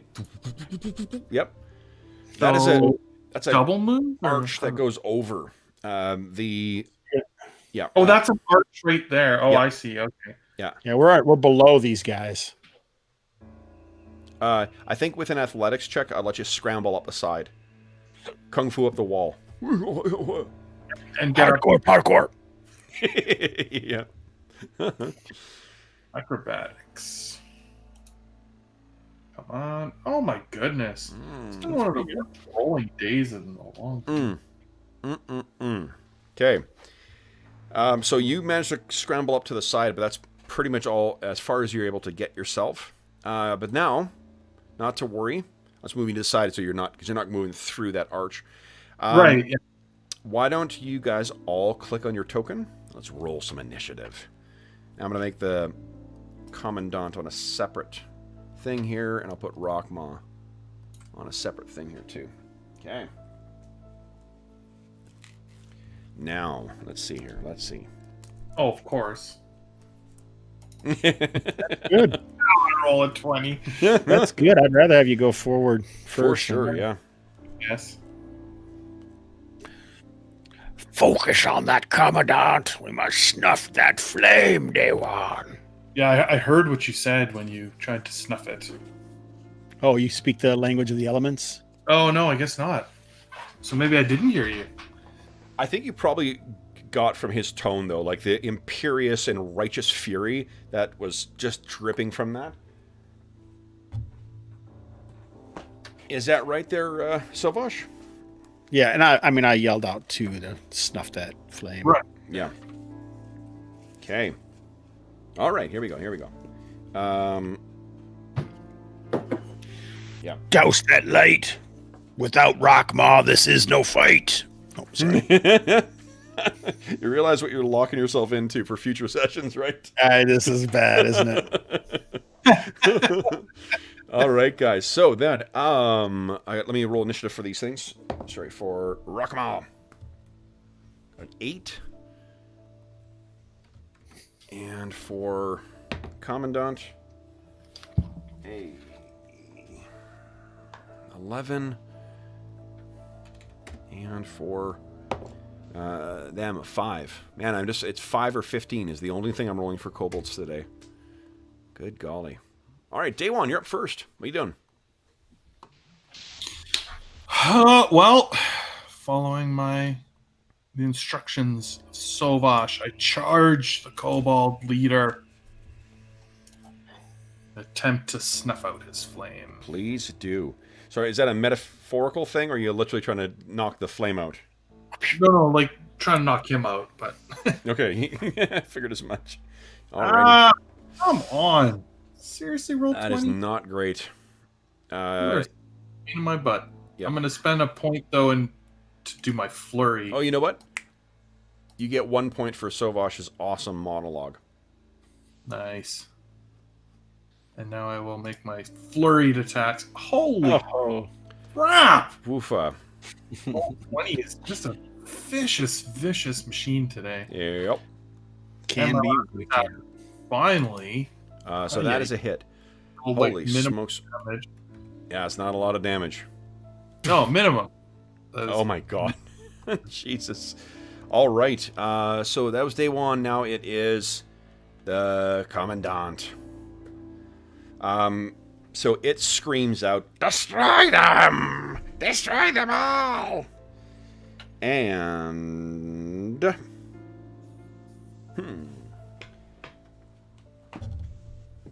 His eyes flare with that pinkish kind of unnerving color. And he casts something at you. Day one, I need you to give us a wisdom saving throw, please, versus DC 14. Oh, ouch. You feel as if... You feel as if you have been transformed to stone. Oh, no. There is a pinkish hue around you as you're held in place. He then staggers back and yells, and again, like, he's tinier than you too, right? And he cries out, Now feast! Feast, Rakma! Then it is Sovash's turn. What are you doing, Sovash? Is he actually turned to stone, or does it look like he's just paralyzed or something? Yeah, that's just he just feels like that. He's just stuck in place. Sovash, you are up. What are you doing? You can hear the howls of Rockmaw in your head, the screeches of this commandant. What are you doing? I can't get to him, unfortunately. But I'm going to move up here some, and I guess I will blast him with a nasty spell. Okay. A lava burst. There you go. Ooh. Minimum, look at that. My deck save is my weakest save. Nat 1. So that is 14 points of damage. 3 1s on 3d6. Roll 20. That's terrible. See these characters. You guys did say at the start of the session, let's do this on hard mode. Yeah. Yeah, I did say it. Let's go. Who put this fucking dungeon on heroic? Oh my god. All right. So that is Sovash. Then it is Holy shit, he's not even hurt too bad. Rockmaw. If I would have rolled decent damage, it probably would have killed him. Yeah. Yeah, oh yeah. Yeah, because he turfed his save as well. All right, so this thing moves forward. And. Okay. Oh, yeah, wow. Oh, boy.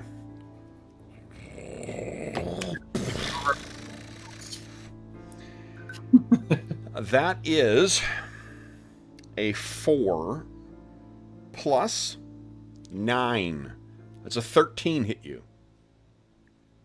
No. Okay, so this Rockmaw crashes down next to you. You get the sense that if he'd hit, you would be one with the elements, in a manner of speaking. What? How long has it been since we were in the fight up above? 10 minutes? 5 minutes? 2 minutes? Probably. Like, have you had? Do you mean are you asking whether you took a short rest or? No, because the lightning armor lasts for 10 minutes. Definitely still active. You guys were Okay. yeah. It's you made. I It sound ran like, right here, basically. Yeah, Sovash was really trying to push things along here. All right. So, and this is close enough too. You can see that ingot in it, the spinning head stuck in there with its moving teeth. Then it is Kobold City. Ah! And I can't imagine they're coming down here. Boy, I should have healed you, but I couldn't get to you, Day One. Otherwise, I would have they're just removed them. boy. Paralysis. Yeah, they are very happy to. Unfortunately, they can't get down those stairs though because there's so many of them.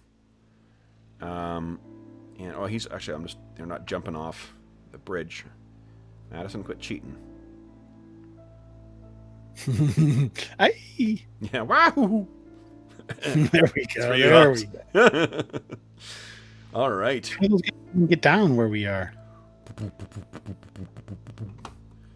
Mole Patrol on the way.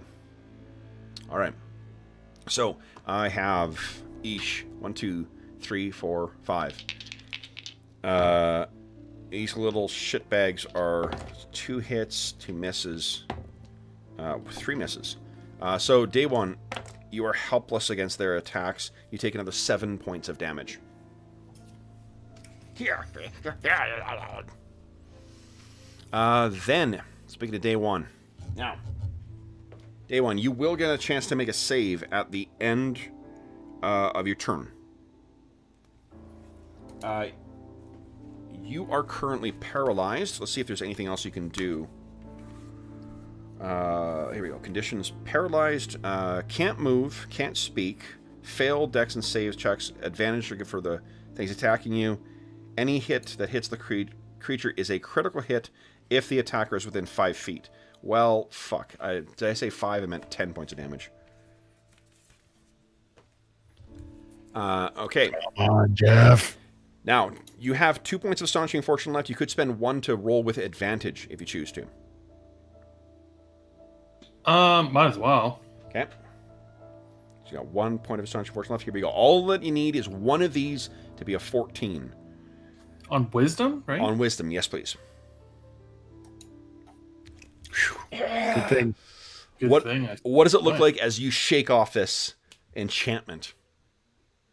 I think he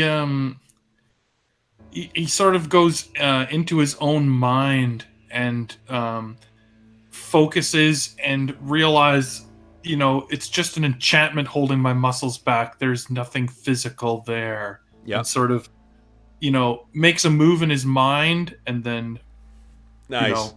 Move. So do we almost see like a spiritual, like, Daiwan step out of his body that shatters it, and then he moves into match where his key form was? Yeah, he shifts into a Zen mastery and then shatters out of it. All right. So then it is... okay, the Commandant, the Master of Rockmaw. Or perhaps the Dominator. Dominator. He is going There's to... no chance he's going to hit me. He only needs an 8. Okay, so it gestures, Winds carry me. and then it moves incredibly quickly. 1, 2, 3, 4, 5, 6. Over here. Oh, shit. And then it has also one more action. 1, 2, 3, 4, 5, 6 right here. Races over there. Windborne speed. Sovash, you were up next. What are you doing? I don't think I can get to him now. You do have Oh, I can. that massive jaw of Rockmaws with that chunk of ore wedged into his maw. What I'm trying to do is see if I can control the flames one last time before he gets too far away to try and snuff it out. So the flame is one source of the magic. He's got something else. The ingot is the other. Yeah, but I mean, what would I use? My spear to try and claw it out of there, or? That sounds like something you could do. Okay. Yeah, I don't really want to hurt Rockmaw if I can help it. Yep. Well, you could. So I'm going to be calling out to him in the Kalimeki, I think you called it. Kalimak? Kalimag. Kalimag, yeah. And I'm going to try and use my spear to knock that out. Okay. So you're going to have to kind of leap in and pull this thing out. I think it'll be is an athletics check. Just like grappling. I'll use the last piece of Astonishing Fortune to do it with. Okay. Feels like we could use an ally here, my brother. Yeah. Heck yeah. So it's going to be a 16 DC. So what does it look like as you leap in and pull this ingot out? So Sovash throws down his shield and leaps up there with his spear and sticks it in and flips over as he's falling and clumps into the dirt as the ingot sparkles through the air and flops into the This thing ground. is flailing around, stunned. More of these little shitbag kobolds try and get at you. Day one, not realizing that you're free. 1, 2, 3, 4, 5. Okay. I'm just going to roll 2 extra dice as well because it's got advantage. Holy shit. A 4, a 5, a 4, a 3, a 7, and a 16. So, I hit you one time for 6 points of damage. Okay. Okay. Then, it is Day One's turn. What are you doing, Day One? I will spend my last key point to use my Step of the Wind. Okay. And I will move away from these kobolds. Okay. Oh, do I click on it or what? What happened to my character? What? What happened? He's been Oh, consumed by kobolds. I closed my character sheet by accident. There you go. How's that? Yeah, I got it. Okay. This is the one? Oh, you do this. Okay. Oh, I don't know how to make it show in the chat. Doesn't matter. What is you trying to do? Oh, here it is. Yeah. There you did. Got it. Nice. Step of the wind. Step of the Wind Okay. to disengage. Hmm. And I will move. I'm going to attempt to move past Rockmaw. Yep. Out this way. Yeah, it does not attack you. Then on the Commandant's turn, it turns and says, No, beast! Obey me! and it gestures. Rockmaw gets a save. Okay. Sovash, what are you doing? Does it seem like Rockmaw is attacking me anymore or no? It's not howling or screaming or anything. All right, so I'm going to move forward. And I will blast this bad guy. Okay. Our villain, Go ahead. purple hat, the haberdashery. Here it comes. I got to see what spells I got left here. I think I got this one. Yep, here we go. Elemental Shock. Oh, I rolled all ones again. King L. Oh my god.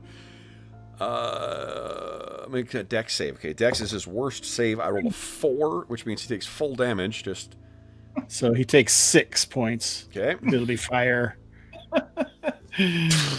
Oh my god. All right, then it is Rockmaw's turn. And Rockmaw kind of, he's right next to you, Daiwan. He looms over you like 20 feet tall, looks down at you, and its giant mouth seems coming down as if it's going to consume you, and then into the ground. And you guys think, well, what the, where could it be? Where is it? It crests right near where that kobold is and knocks him off of the spire and in to his Rockmaw. No!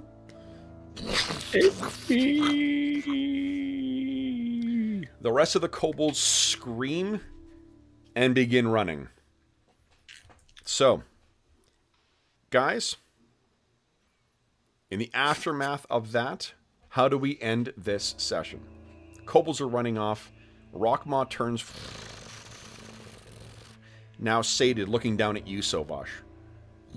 Its thing spinning around.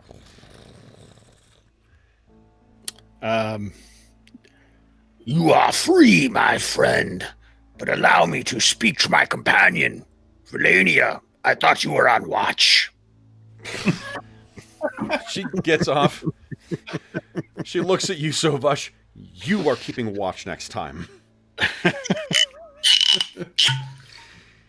Then, with Rockmaw turns, you know that this is, it's in Deep Home is where these elemental creatures lie, either deep, deep, deep beneath the earth or in the plane of Earth itself. But you can hear, it sounds like if you were trying to form words from the sounds of grinding or tumbling rocks. And it speaks in Kalimag to you. And it just simply says, "Thank you." And you guys enjoy the blessing of Rockmaw. Which means, at the start of each day, you guys will gain a DR5 shield that will protect you from the first attack that hits you. Wow. So the three of you have the blessing of Rockmaw upon you. And then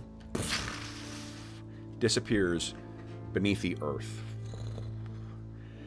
And with that, guys, we'll bring our session to a close. So, for those listening at home, thank you so much for joining us for this Warcraft. Well, it's not really a one-shot, but it's another adventure in our ongoing series of 5th edition Warcraft adventures. As is always the case, I'll bring us back to our outro screen here. As is always the case, if you have any comments, let me turn this music off. Questions or concerns regarding the session, the game we're playing, or this pseudo campaign that we're playing, please do not hesitate to leave a comment in the comment section of the video, and I will endeavor to reply in a timely fashion. In addition, you can find in the description of this video a link to the Dungeon Musings Discord server where you can find all of us active. We have channels dedicated to all the campaigns we run on the channel, as well as there's a 5th edition Dungeons & Dragons channel as well, where I've been discussing this, and we also have a Warcraft channel, but that's more for the actual video game.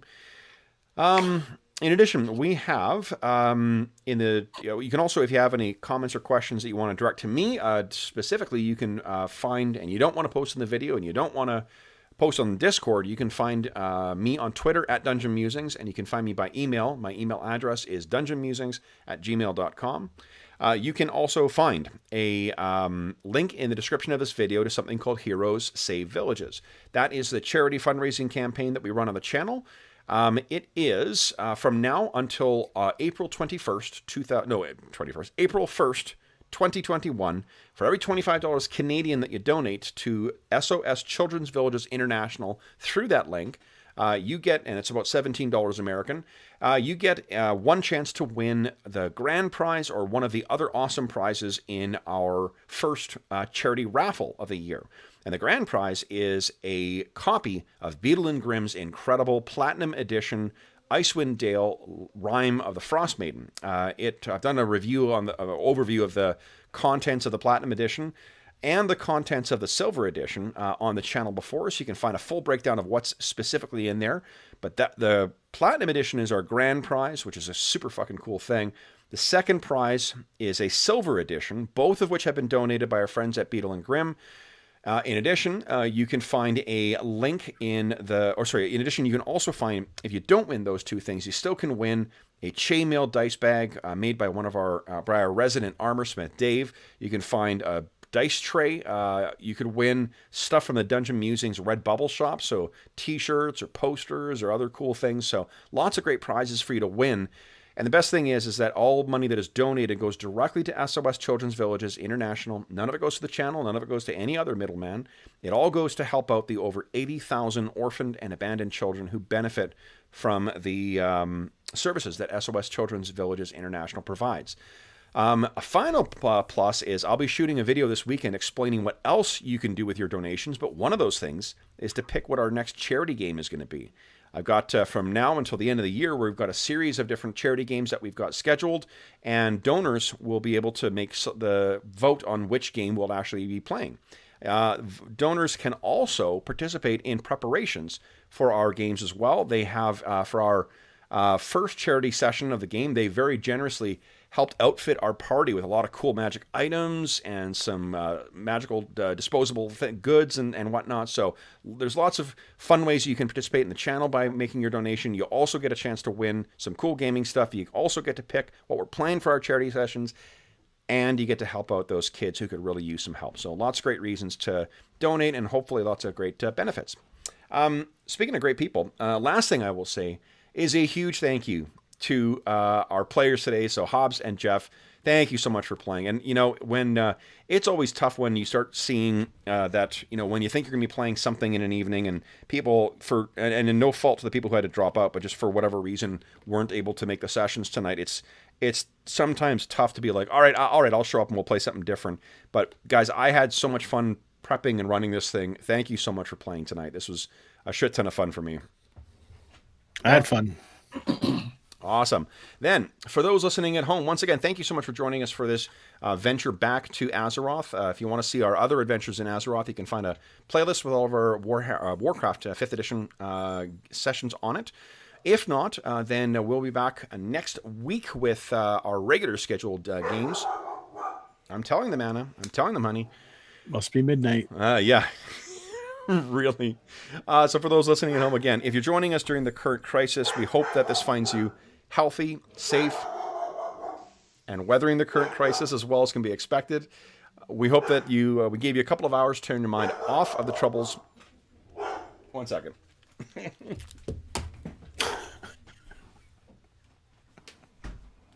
Of our world.